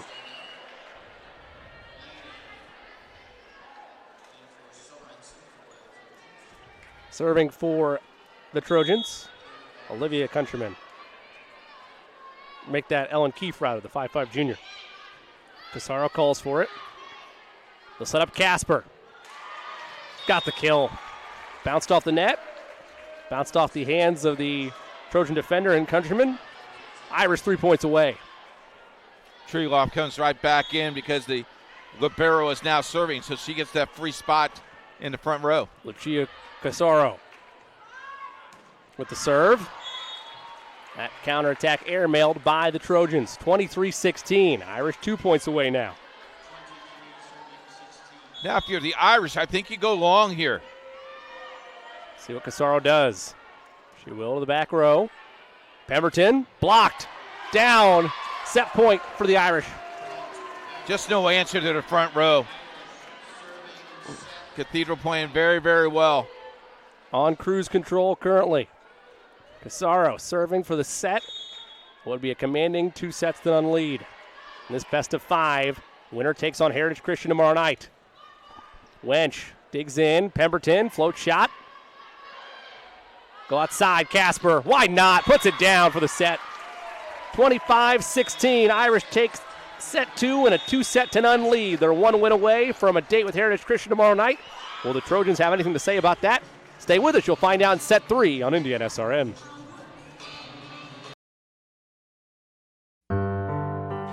I think the best thing that our ministry offers is that when the women come in and they are pregnant and they've reached our scan dates, which are 6 weeks, 4 days to 14 weeks, we're able to image them with ultrasound. Seeing the image on the screen and hearing a heartbeat clarifies that that it is truly life and not just a clump of cells. You know, you can see babies sucking their thumbs. You can see them running their hands over their heads. It shows them what God is doing on the inside that they don't feel or don't even think is real, but they see a real image of a real baby on the screen. It just breaks my heart when a woman, no matter what her circumstances are, that she decides to end that intrauterine pregnancy, that she decides that she's better to go on her own without that baby.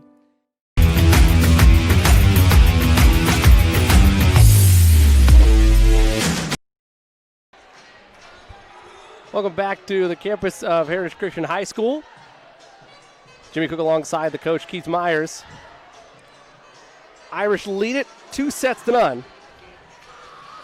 Hey, thank you very much, Jimmy. And with us now is Joe Hansen. He's the principal of Chittard High School. How are you doing?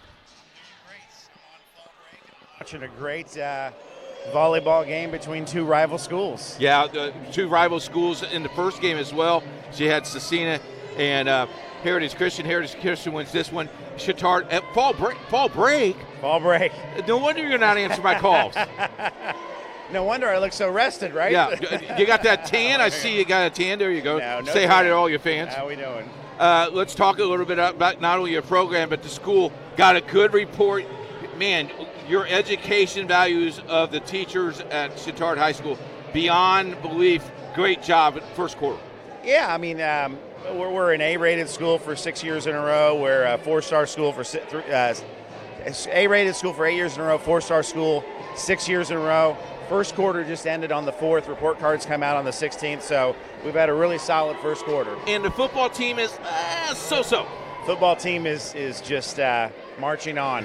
And you know what I love about our volleyball athletes and our football team too is they walk with humility. They're good kids. They really are. You know, they go out there and they get after it in sports, but they walk quietly and they're great representatives of our school. Your wrestling season's coming up, so rest up because I know you're going to be working for us. You know what? I marked those things on my calendar over fall break. So. All right, we'll get ready to go. Thanks, Joe. All right, thanks for having me on. You bet.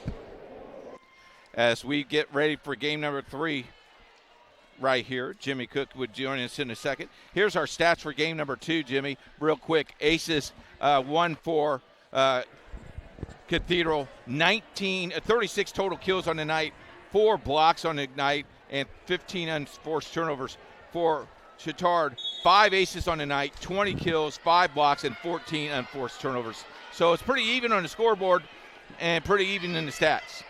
Yeah, it's been even on the scoreboard. Where it matters most on that scoreboard is the set lead. That's 2-0, all Irish. That shot is out by the Trojans. First blood belongs to Cathedral in this third set. It is win or go home for Bishop Chittard in this city semifinal match. Tomorrow night, championship match, supposed to start at 7:20. We'll go on the air at 7 o'clock. Can't wait for that one. Oh, did you see that? Jamie Hansen, let's serve. That climbed the net. Might have been the most wild one we've seen this year. We saw a similar one, but went middle of the net and not nearly as big of a roll or a climb over the net. But that was wild. 2-0 Irish. Counterattack. Pemberton airmailed it. The official says it was ricocheted, though, much to the delight of Pemberton. 2-1. Got a little bit of spunk and a little bit of pep in that Chittard lineup now. Well, they need it. They've been close, but can't afford to let the morale go down in this third set. It'll be over quick. Countryman service. Casaro's there. They set up Casper. Easy as pie. How about that? Casper knew she was there and just killed it. All you got to do is protect yourself. Make that platform. Not bad platform. Just ricochet off the arm. Whoa. I think anybody that's watched Cathedral closely in the building knew that was going to Casper. Yeah, you should just stand in front of that ball. I'm all right. Okay. I'm good. But I still knew where it was going. Trojans try to keep that alive. Now, if you're Cathedral right now, you just want to put on the gas as quickly as possible. Yep. Get up to 70 and put it in cruise. Yes, sir. Casaro tried to float that one, but it just went wide for her, 4-2. If you looked at the coach, she's not real happy with it, because I think she pointed 5 and she went to 3, and do what I ask you to do. If you're going to go the other way, you better make it count. Do it. Exactly right. Might have saw something the coach didn't. Outside attack. Nice dig by the Trojans. Will they be able to get it alive? They will. Casper again. Excuse me. Make that Kreloff that time. And Olivia Countryman looks like she's limping on the ankle. She twisted her ankle on the outside, trying to shake it off. The trainer's going to go check on her. So she'll take a breather look at that. That service by Hanson is airmailed. Point for the Trojans, 5-3. They trail by 2. Irish takes set 1, 26-24, and then in more dominant and convincing fashion, takes set 2, 25-16. One set away from taking the match and earning a date with Heritage Christian tomorrow night. Nice campfire shot by Anna Neal. That was a great double fake and just nice little dink over the net. Gotta love it. Subbed at the line. Finn checks in. Casper gets her, might be her first rest of the match, actually, if you'll believe it or not. Finn, overhand service. Counterattack by the Trojans. A nice dump shot by Countryman. Finn has a fan club. If you see the poster over there, it says, "Let's go number 7." That must be her fan club over there on the far side of the gymnasium. Good following for Mia Finn, as Coach mentions there. Also want to give a correction. Not that Cathedral doesn't travel well, but I was fooled by the JV volleyball team that had meshed in here earlier this evening. So they're taking out about half of that student body for Cathedral. So the edge goes to Chittard in terms of the students traveling well that aren't affiliated with the volleyball program. Yeah, kids sitting there watching kids is really fun, though. Yep. Got to support your fellow classmates. Play in front of the net. One in that battle was Ruby Countryman. And let's just reiterate that, because you have the administration. It's fall break, and you have both administrations here in the stands for both games. That's very impressive. And hats off to the administration of both of these schools, all 4 of these schools. Without question. Chittard on a run. Yep, they put together the last 3. Make it 7-6. Play in front of the net. Casper blocked. Kreloff. Oh. Quick reflexes that time by the Trojans. One hit to get it over in the net. Oh, they'll say it's still alive, and now it's done. Well, I tell you 7-7. what, that was 2 quick hits. I would agree. Do you go deep here, Jimmy? You play small ball? I go deep. Okay. Kreloff. Good call, Coach. Nice. Had a 50-50 shot of being right. Counterattack by the Trojans is down. I'm keeping track. Is that what you do? You're 75% on the season. There we go. 8-7. No, I had coaches help me with that. I was gonna say, are you kidding me? Come on. I'm not that smart. Wench's service. Counterattack. They fake to Casper. Flying in for it. Almost down the line was Ditto, but it's out. You know, Coach Gene was talking about 1,200 wins, and I was kidding and jesting and said, I wish I had 12 wins. But, great coaches have great people behind them, and it makes it a lot easier when you have people who believe in you and your system. Not a solo operation. Blocked again was Ditto. She's missed on the last 2 outside kill attempts, and suddenly a 3-point lead for the Trojans, 10-7. You notice Coach Mary's not even panicking. She's letting their kids play through this. Nope. No fear there. Finn. Casaro. And that might have been going out, but chasing it down was Wench. Casaro digs in. They'll set the opposite side. Wench keeps it alive. Soft set shot. Oh! Trojans again dive for it. Countryman. Casaro there for the dig. And a roll. Outside to Ditto. Countryman. Ditto there for the dig. They fake it. Other way, block, kept alive. And a violation, net violation called against Ditto. 11-7, the Irish needed that rally. It goes the Trojans' way, and now a chance to make some noise in this must-win set 3. Ponytail got in the way, hit the net. That's a violation. Wench got to bounce off the net. They go fake it inside. Float shot. Casaro stayed with it. Ditto. Wench chases that down. Counterattack. Casaro there. Float down by Pemberton. Nice job. And the fans are erupting. 12-7. Casaro not happy with the team there.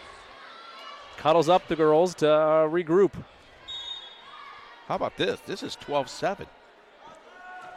Trojans, Wench that time. They go outside to Ditto, partially blocked. Trojans have really locked in on their defensive side of the ball. That one airmailed though, so it stops the bleeding. Casaro happy with that play. But Makes right now, 12-8. You got to be pretty happy the way you're playing right now, though. You could have gave up very easily here, and you're up 12-8 midway through this game. A resilient group does Heather Lyon have. Pemberton running cross body, powered through the block. 13-8. Trojans rolling in set 3. The Irish have any answers. Sorensen takes a breather for the Trojans. Laney comes back in. Overhand shot. Outside Ditto bumps it over. Counterattack. Diving for that one. Ditto again. Wench is there. That one is airmailed. Almost took the back line. This is an interesting stretch for Cathedral. I was going to say Casper has been out for quite some time. She's going to come back in now. And then Treeloft would be the other one you'd expect to come back in soon. But they were on the wrong end of that run with some of their best players in front of the net sitting on the bench. Will that make a difference in set 3? They go outside. Took a ricochet from the knees. Hansen keeps that alive. Casaro bumps it over. Wench, Pemberton. Irish dig in. They go outside. Casper immediately a touch and a kill. They went to Casper. I thought she was going to hit it hard and just tapped. A little rope-a-dope there. Hansen the service, or at least the volleyball equivalent of it. Counterattack by the Irish. Almost misplayed. Laney knocked down into the back line. Blocked. Irish have rattled off 2 straight. All that with Casper back in the lineup. Timeout taken by the Trojans. We'll stay here. 13-11 the score. Irish had led 13-9, and all of a sudden they now trail by... Hey, Jimmy, you watch YouTube? 2.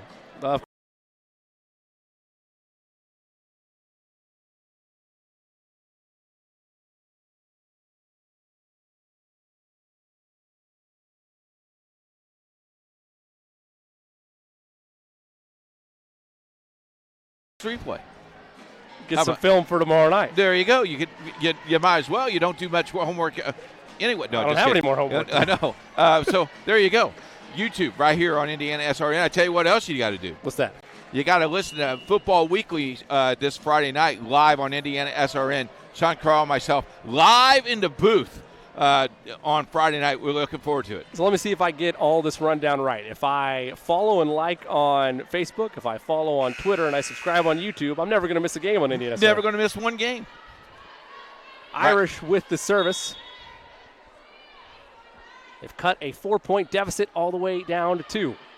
Timeout taken by the Trojans, and it will still have a chance to lead the points. Wench bumps up Countryman. Casaro there.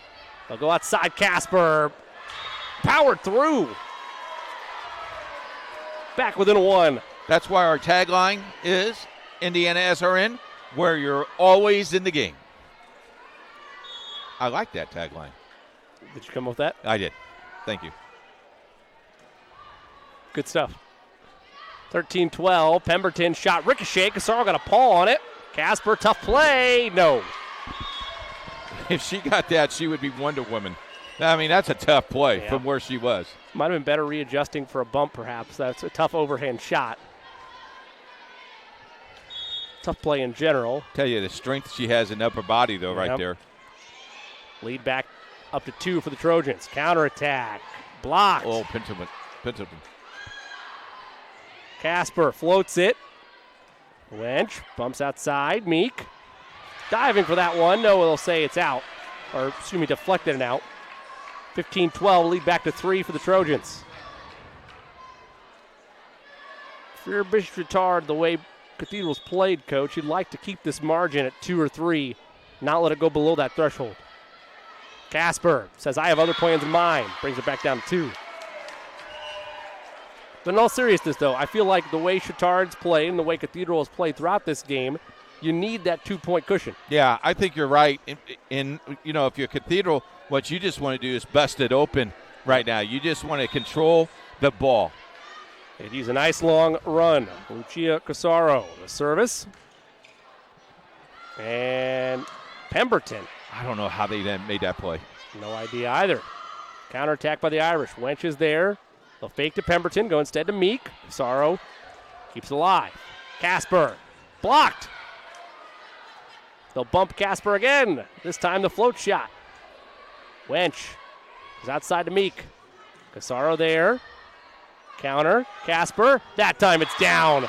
Jimmy, all night tonight, on all both games, both teams have made some plays that have made big-time plays tonight. Just big time. Look at, I mean, that's big-time plays tonight, Jimmy. Full force cross-court by Casper.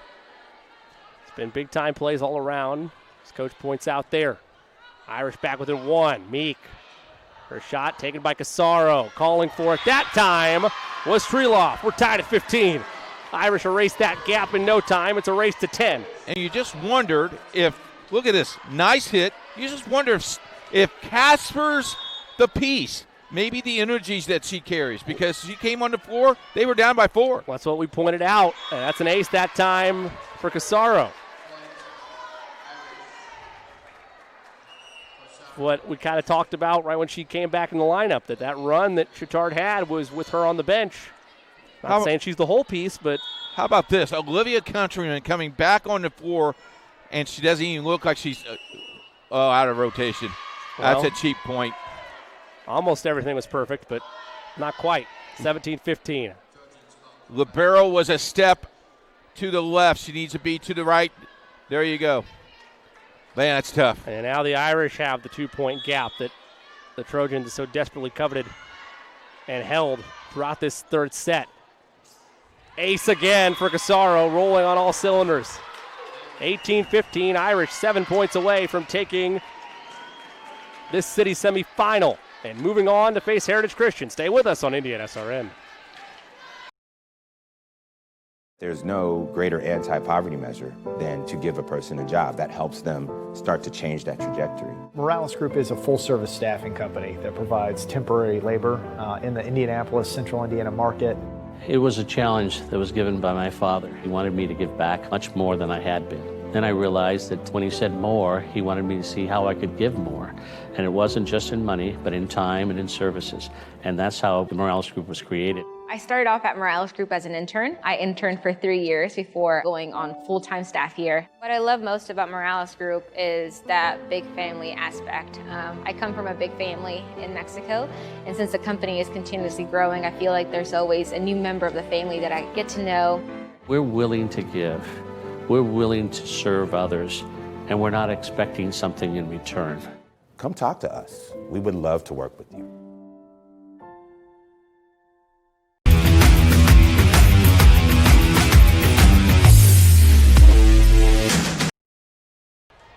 Welcome back to Indiana SRN. You have not missed a point. Joined just in time as that service by Casaro was an extended rally. The spike down by Casper. 19-15, Irish 6 points away from moving on to tomorrow's city final.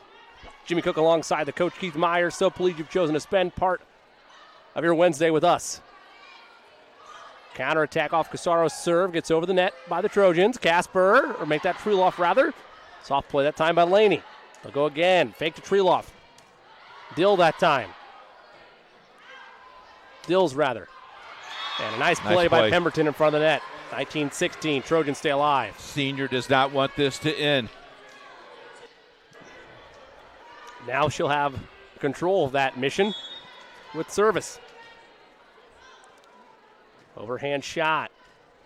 Kept in by Hansen. Casper called for it over Treeloff. Almost miscommunication. Stays alive. That's airmailed. Smiles that time between Casper and Treeloff. Yeah, because Casper steps right in front of her and go, hey, that was my ball. Ball hog. Makes it 2016. And Casper's still having a great joke of it. Yep. All smiles, I'm sure, because it worked. It worked, exactly. 5 points away. Service for Mallory Dills. Is it an ace? No. Trojans have other plans. Treeloff running cross body and kept it in. Wow. Treeloff went opposite side of Casper's, and no, you ain't going to take that ball away from me. 21-16, and now she'll head over, Mallory Dills rather, will continue her service. This Chittard team has been a strong opponent all season long. Throughout the broadcast, we've seen them participate, and they're not dead in the water yet. There's still a lot of fight there, but this Cathedral team has been a lot for them to handle so far tonight. But just like that, Ruby Countryman with a nice play alongside her Sarah Meek makes it 21-17. Yeah, hats off to the coaching staff. And, sectional time is coming. They're going to be a tough team out for 3A. This whole city tournament field, and then the makeup of the Circle City Conference, plenty of tough outs all around from the teams we've seen so far this year. Casper had it blocked. It's kept alive. Casaro made the play. My goodness. They go outside. Casper puts it down, and that's all started. Casaro's hyped. But she kept that alive, chasing it down and avoiding contact with the net. 3 points away. One more time at that one. Just kept that ball alive. And watch this. Whoop. Missed it. It's okay. Chittard is in the same section as Maruff. How about that sectional? The Braves, man. And Guerin Catholic. How about that? I feel for Rebuff. They have a special place in my heart. Play in front of the net, and the Trojans get a much-needed point. Good effort by the Irish, but point for the Trojans. They're back within 4. I cannot wait till next weekend. It's going to be a blast sectional. Man. Hey, we can't count those chickens. We got a fun city tournament final tomorrow, too, whichever way these goes. Yep. Counterattack, Treeloff. They go outside to the Trojans. Countryman.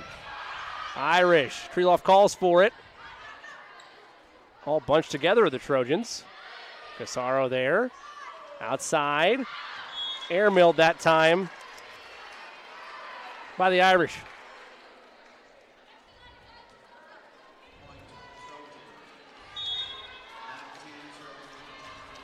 (22-19).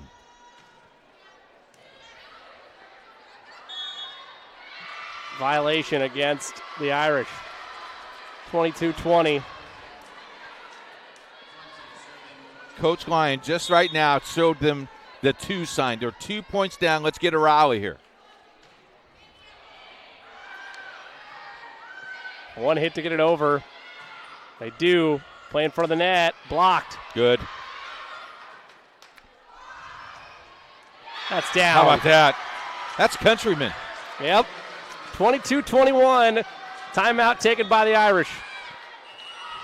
We'll stay here. I tell you something. You're more in the area to critique than me because I didn't spend as much time around the sport as you have. Right. But I get what the coaching staff of Cathedral is trying to do. But, and I don't remember, I have to look back at the film if it was Casper's time to rotate out. But they took her out, got some young legs in there for some experience, and the Trojans scored the last 4 all of a sudden. Yeah, that could be it. Or, Casper might just say, hey, I need a blow. Could be. And, you got to listen to your player. Yeah. This time, But We're I'll not tell you down what, there. You're in right. this atmosphere, I don't want to leave the floor. I want to stay on the floor. Exactly. So, I mean, it'd be interesting what Coach will say at the end of the game, what that philosophy was. What I like about this, though, Chittard was nearly dead, and now they're back alive, and they have a spunk. They're down by one. They got an opportunity here. Don't give a jump start to your opponent. Meek the service. Counterattack. That is down. No, it's kept alive. What a pancake that time. Casaro calls for it. Again? No, not that time. Putting it away is Ditto, 23-21. How many pancakes have we seen tonight? 3? Man, at least. At least. Joanna Suppiger back in for the Irish. Casaro gets some rest. The fun thing is these kids will go back home and watch this on replay tonight and just smile all about it. Freeloff. Counterattack. They go outside. Countryman blocked. Wench back outside in the net, and it's match point for the Irish. Tough play right there because that ball bounced off. Now you got to just play through every ball to punch their ticket to the city finals. Service by Treeloff. Treeloff's there. They go outside. Wench keeps it alive. Counterattack. They go outside. Ricocheted once. Play in front of the net. Wench is there for the dig. Trojans answer. Find life. Gotta wait. 24-22. Match point 2 upcoming.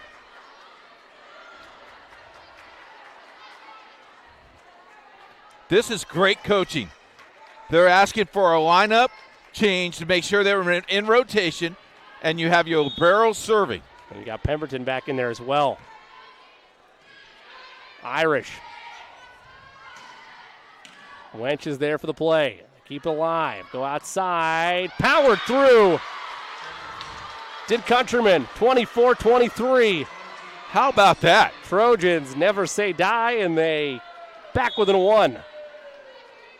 And a Wench. Match point 3. That took a bad bounce. Overhand shot. Won't ride the line. 3 straight points by the Trojans. We're tied at 24 here in set 3. A little bit of overtime volleyball. It's a race for that 2-point edge. Wench. Counterattack. They go outside. Ditto. Almost a miscommunication. Pemberton tried to launch from the back row. Casaro's there. Pemberton again. Pemberton, float shot. Casaro has Ditto on the outside. Ditto powers down. What a dig. Oh, he kept it in play. What a play. That one still won't get put away. Nobody giving an inch. Adjustment shot. One more time. Ditto. Sorensen's there. Rally continues. Countryman. Now Casaro. Will they go to Ditto again? No, they'll go outside this time. Another dig by the Trojans. You can feel the tension in the air right now on either side of this packed crowd at Heritage Christian. Ditto took a ricochet and down. 25-24, match point 4 for the Irish. Wow. That long rally ends. What a move there by Wench, though, to keep that alive. Unbelievable. It'll be May Hedrick, the senior, serving for the match. And a trip to the city finals. Pemberton. Nice play, cross body when they needed it most. The senior steps up, tied at 25.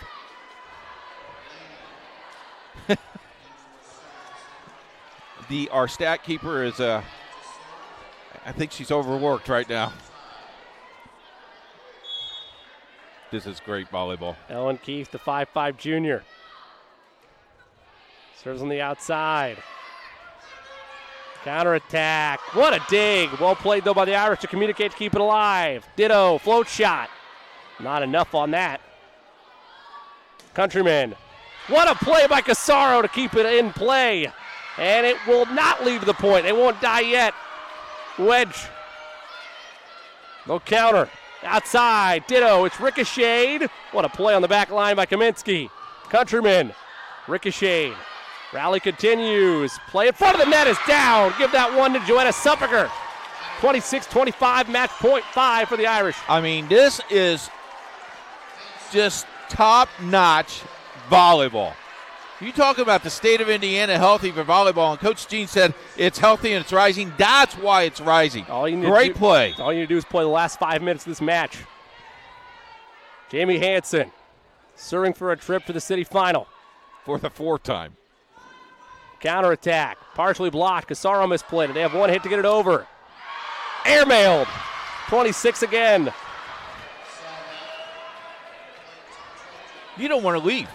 I mean, there are people literally not leaving this gym. They want to see this. They continue to go back and forth. Trojans fighting for their city tournament lives. Irish lead 2-0.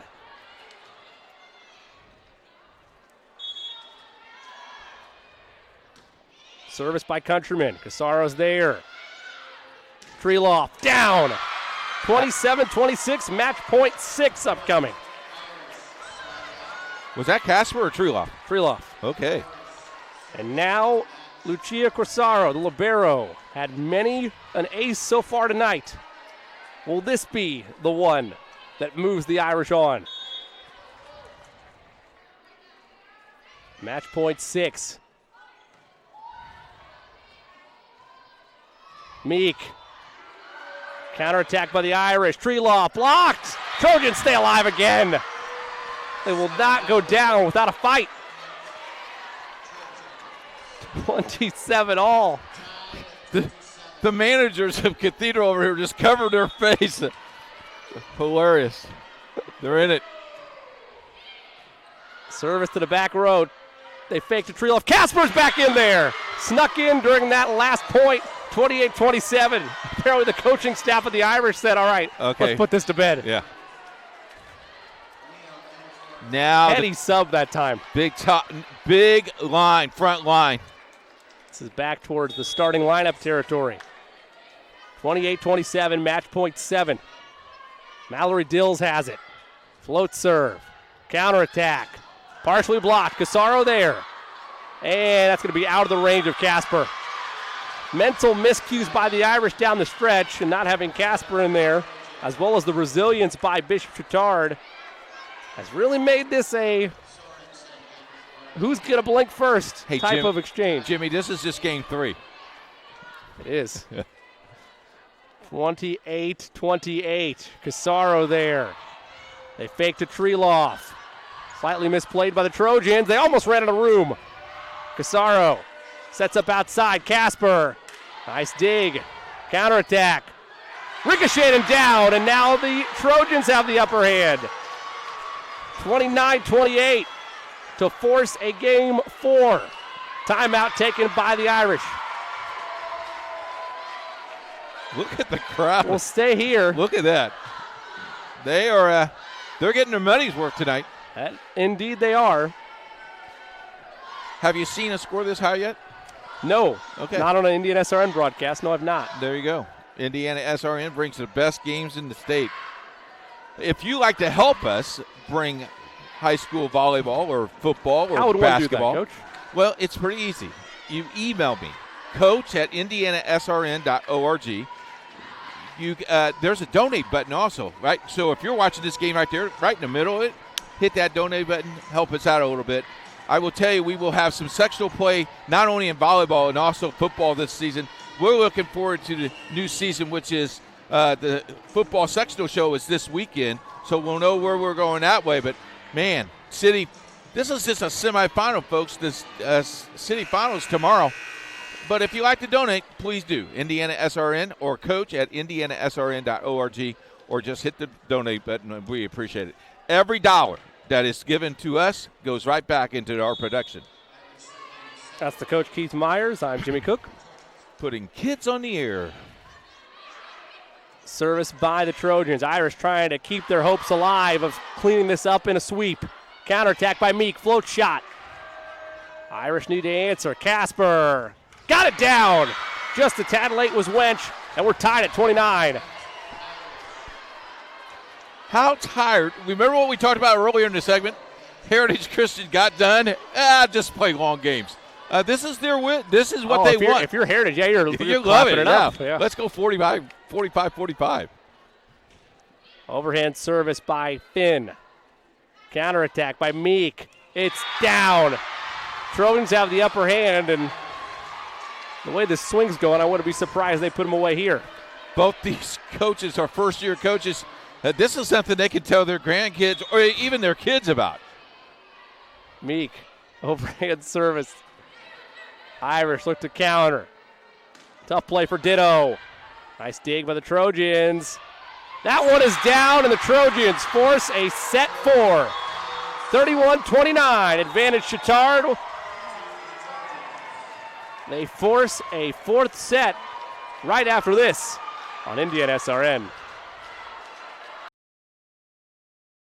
Your home and office make up a big part of your world. Sometimes trying to manage it all on your own can make you feel like you have the weight of the world on your shoulders. And when the weight of the world is on your shoulders, you need a strong back or two to come to your rescue and haul your stress away. You need the College Hunks. Whether it's time to clear some space for new memories, to reinvent the room around you, or to simply pack up and move into a fresh new beginning, you can count on the Hunks to bear your burden so you don't have to. Let us move you today.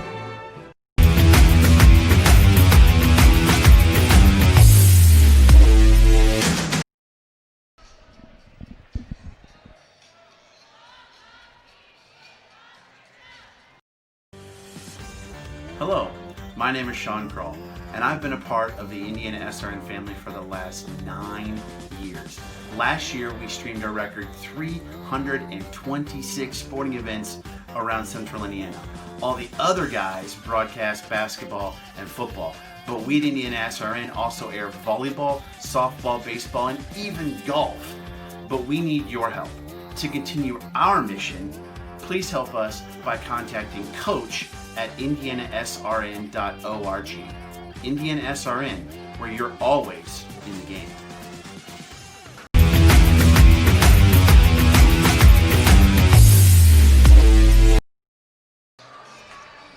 Welcome back to the campus of Heritage Christian High School.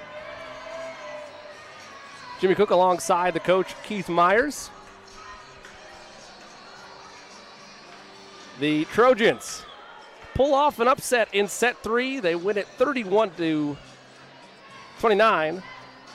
And for that long marathon of a third set, plenty of numbers and stats to go over. The coach, Keith Myers, has all those. Coach? I don't have any stats. No, just kidding. Total of aces on the night for Cathedral: 5, 54 kills, 8 blocks, and 25 unforced turnovers.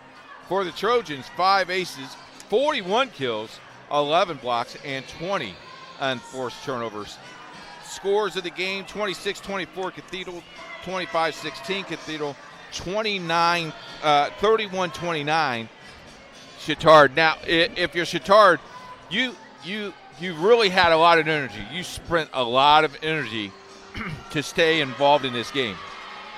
2 things can happen to you, and it happens a lot, and you got to be very careful as a coach. You got to look at your players' eyes, and then you got to tell them you got to believe, because that momentum that just happened can carry over, but it has to carry over not only this game, but you got to force game 5, because you got to win this game as well. Tough task. It's a hard thing to do, but I believe this team could probably do it, Jimmy. And if it does happen, and they're an incredibly well-coached team, and I'm not going to critique Coach Hemmer too much because, like I said, it's not my place.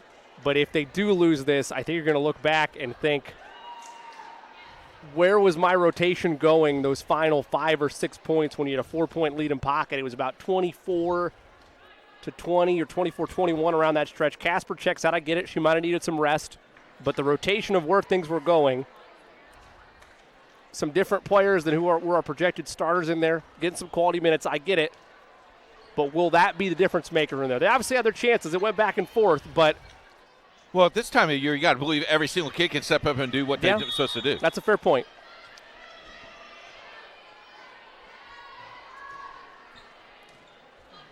Set number 4 underway.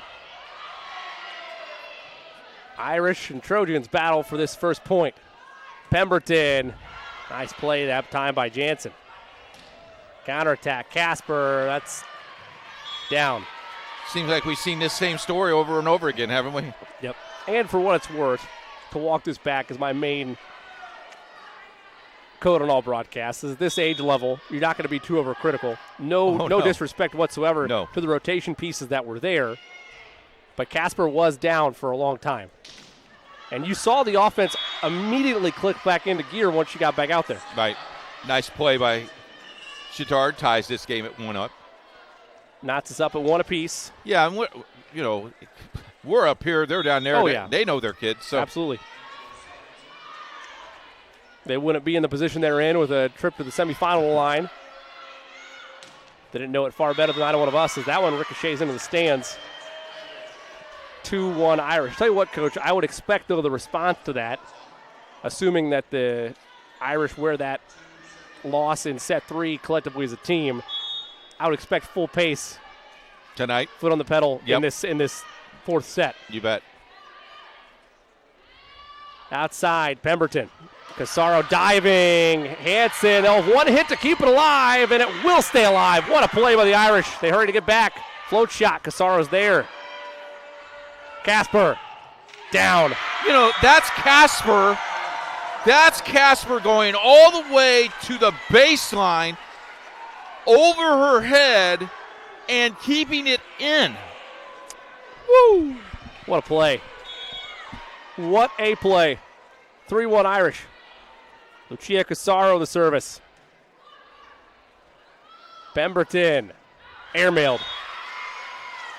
4-1 Irish. And you know what? To finish that point, Hansen made a great play to keep it open. This is a great timeout right here. Got to call this timeout. Got to calm your kids down, because this can get away with you very quickly.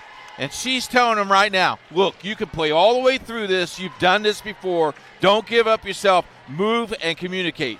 Good timeout here. From the standpoint of the Trojans' mentality, how do you stick with that mantra of remembering, hey, listen, you're down 2-1 right now. Like, we get it. You're down 3 in the scoreboard right now, but this is still a win-or-go-home situation. Yeah. How do you keep that focused mentality driven? Got to remind them. They're student athletes. Got to remind them. What I love is the brain trust of the coaching staff is getting together, talking, and then one coach speaks in the huddle. Brilliant. Like this coaching staff of Chittard. Out of the timeout, Lucia Casaro has the service for the Irish. They lead by 3. Lead this city semifinal 2-1. Pemberton walked the sideline with that. Might have been going out. Tough shot by Treloff. And a point for the Irish. 2 hits called against Chittard. 5-1.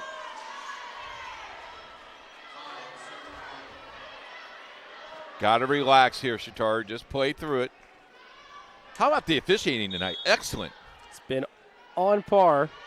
Some of the best we've seen all year. Maybe an interesting start when there was that one initial challenge made by the Irish, but since then, one might say impeccable. Treloff. Nice dig by the Trojans. Play in front of the net. Tough play. It's ricocheted that time by Hedrick. Just stuck a paw up there, and it took a bad bounce for her. How about Cruzura, though, leaving her feet? I mean, you're going to land on a hard floor? Come on. Giving it all up. That's what the knee pads are for.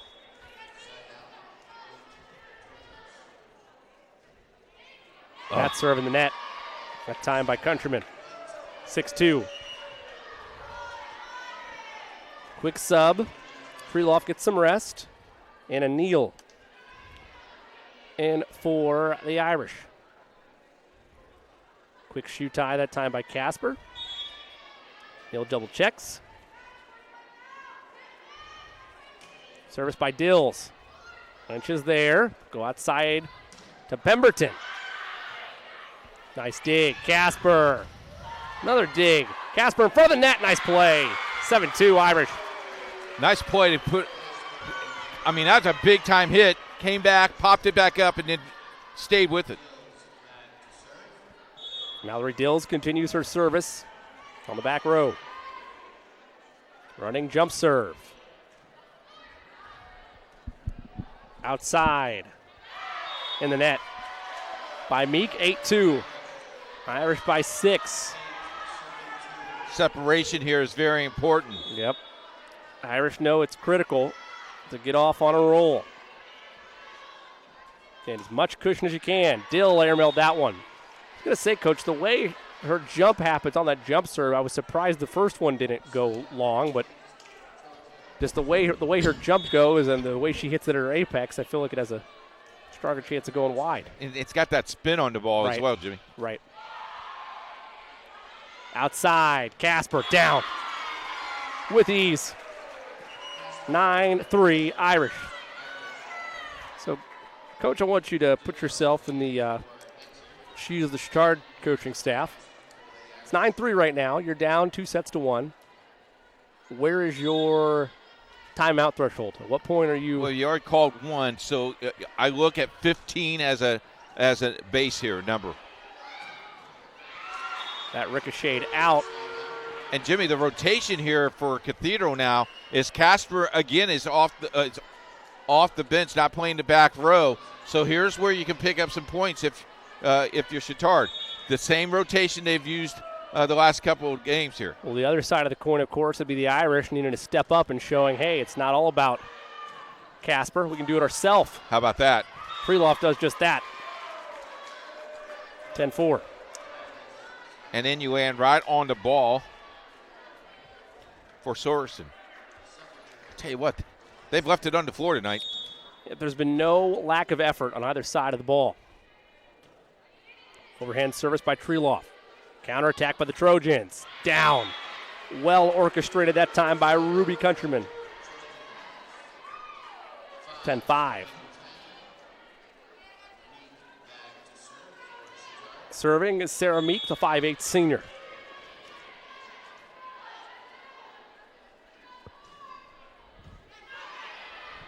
Counterattack. They go outside. That's down for the Irish. Credit that to Ditto. 11-5. Back in is May Hedrick. She'll have the service, will the senior.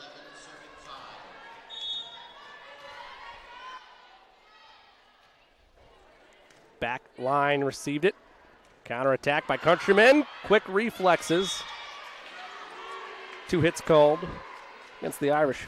That was just great play. Putting that ball back. Didn't give him enough time to react. Nope. Anna Wench, the 5'7" senior, serving it up. Goes to the back line of the Irish. And that was not deflected. Went out. 11-7. So this time you had 10-4. Right around the time Casper checked out. Make a note of that. 11-8.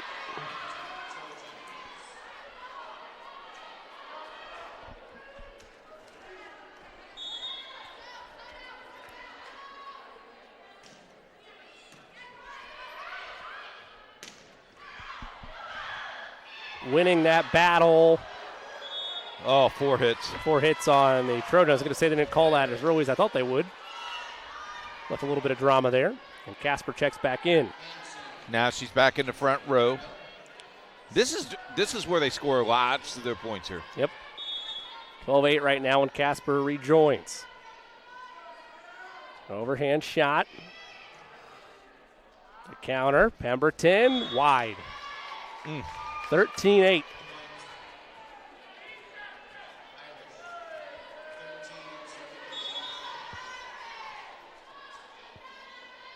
Hansen, overhand shot, ace. 14-8. Irish lead is 6. They lead 2-0. The senior serving it up in the corner. Pemberton. Counterattack. Trojans go outside. Countryman. Answered by the Irish. Casper back in. We mentioned. Gets the kill. Wow. 15-8. Timeout taken by the Trojans. Had to put up the hands or just get hurt here. We'll take one as well. 7-point lead for the Irish. 10 points away from a trip to the city finals. on Indiana SRN. Piper Group Warehouse has a strong commitment to their clients as their logistics provider. If you would like to discover how you can improve your service levels while lowering your overall cost, Piper Logistics Group can help. Call Greg Piper today at 317-396-3916. Piper Logistics Group.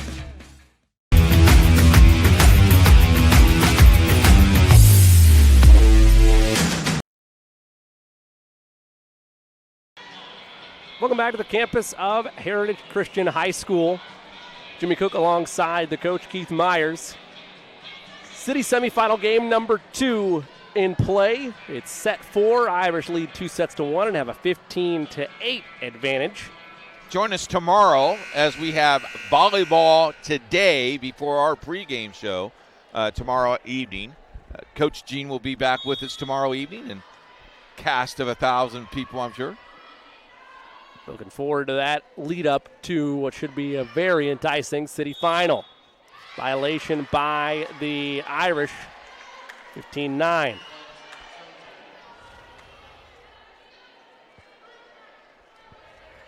Trojans will take any points they can get, with the deficit being 7. Now 6 after that latest unforced error. Keefe service. Casaro's there. Running shot that time by Suppiger. Counterattack. Block to the net. Point for the Irish. Boy, that's two-handed block. Excellent play. Makes it 16-9. Irish 9 points away. Casaro has the service. Don't forget the JV game will not be on Indiana SRN, but it's 6 o'clock start. That's Cathedral and Heritage Christian as well. Irish hoping to do the same as their JV counterparts, and that one's down from Treeloff. 17-9. Now, this is what we talked about in the last game, so I'm not going to say it, but you got to finish the game here. If you're Cathedral, you got to finish it up. Casaro, service. That one a high arcing one that dropped the 10-foot line. Pemberton, partially blocked. Irish power through. They go outside. Casper running up to it. What a lead pass and a finish by Casper. And you got to do it with no timeouts, and you just got to play, and you got to have great leadership here. 18-9. On the other side, though, the Irish looking like a team in cruise control. Casaro, overhand service, and of course, we say that broadcaster jinx. Yep. Yeah. Good job, Jimmy. Yep. Jimmy Cook, everybody. That's what I'm here for. Service now belongs to Olivia Countryman, the 5'7" senior. Overhand service. Irish counterattack. Casper, float shot. One hit to get it over. What a bump to Casper. Interesting play. Pemberton floats it. Jansen's there. Casper blocked to make that Treeloff rather. What a play by Wench, and that maybe didn't need to be hit, but they do anyway. Casper gets it over. Diving for it that time. Outside, Casper got it down. 19-10. Irish 6 points away.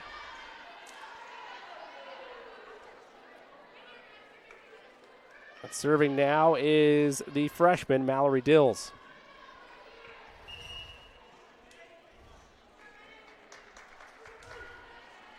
We had a fan, had a light on, and they've asked them to turn it off. Might have been affecting some plays. Was this a laser pointer? No, it was a camera. Bright light city tournament. No excuses. 20-10. You know, this is one of our city tournaments we cover. Don't forget, we're covering basketball, girls and boys basketball city tournament. Man. As well this season. Indian SRN all over the map. Baseball and softball.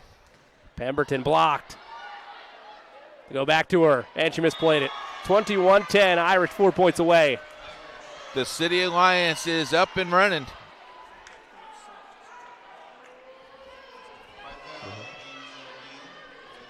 Out of gas a little bit. A lot of energy used in set number 3. You bet. 31-29 victory over Chittard with that victory. And after you're already down 2-0 there, maybe used everything in the tank. 22-10. On the other side, we talked about it. We gave a little bit of criticism there to the Irish, but at the end of the day, the conversation was if you wanted to rally back, you needed to go full speed. They've done nothing but full speed in this fourth set.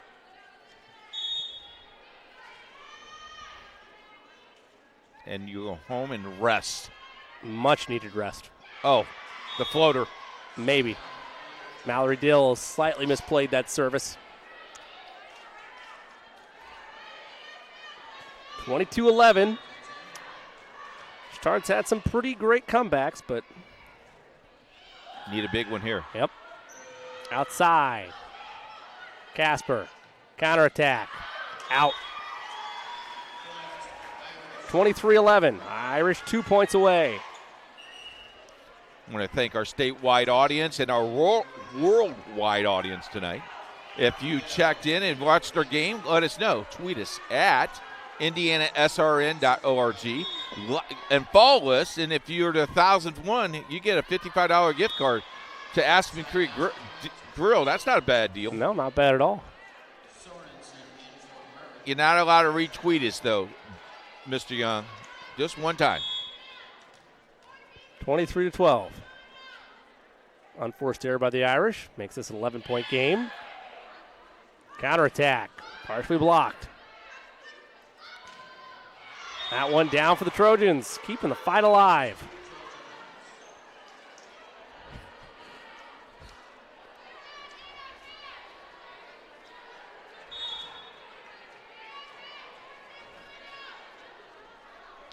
(23-13). Counterattack.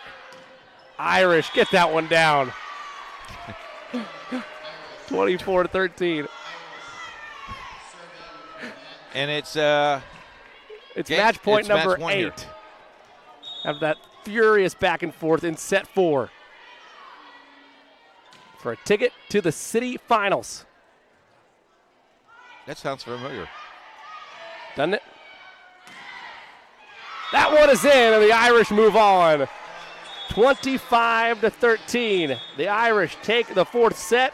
They take the match 3-1, and much like their JV counterparts, it'll be a Heritage Christian Cathedral, a chalk final for the city final tomorrow night. Yeah, seat 1 versus seat 2.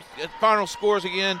Cathedral 26-24, Cathedral 25-16, Chittard 31-29, and 25-13 final. Great game, great coaching, and excellent play on both teams. All 4 teams played exceptionally well tonight. Looking forward to a great city final tomorrow, starting at 7 o'clock. 7:20 is the game time. 7 o'clock when we go on the air with Volleyball Today. Just a great night. Final stats here real quick for you. Total aces, 7 on the night for Cathedral, 69 kills, 12 blocks, 32 unforced turnovers. Might need to work on that a little bit. For Chittard, 5 aces, 42 kills, 47 kills, 8 total, 13 total blocks, and 28 unforced turnovers. Good ball game, great officiating, great hospitality, just a great game general.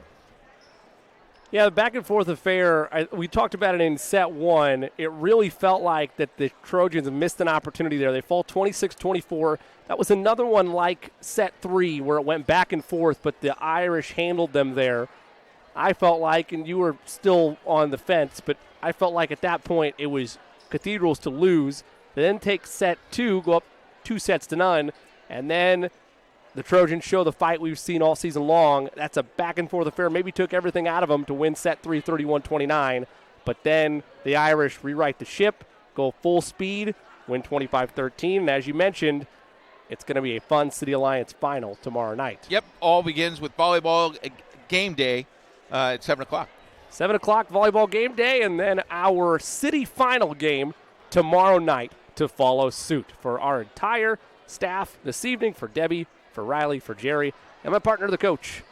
This is Jimmy Cook saying until we talk to you tomorrow night, where we'll crown a City Alliance champion. So long, everybody.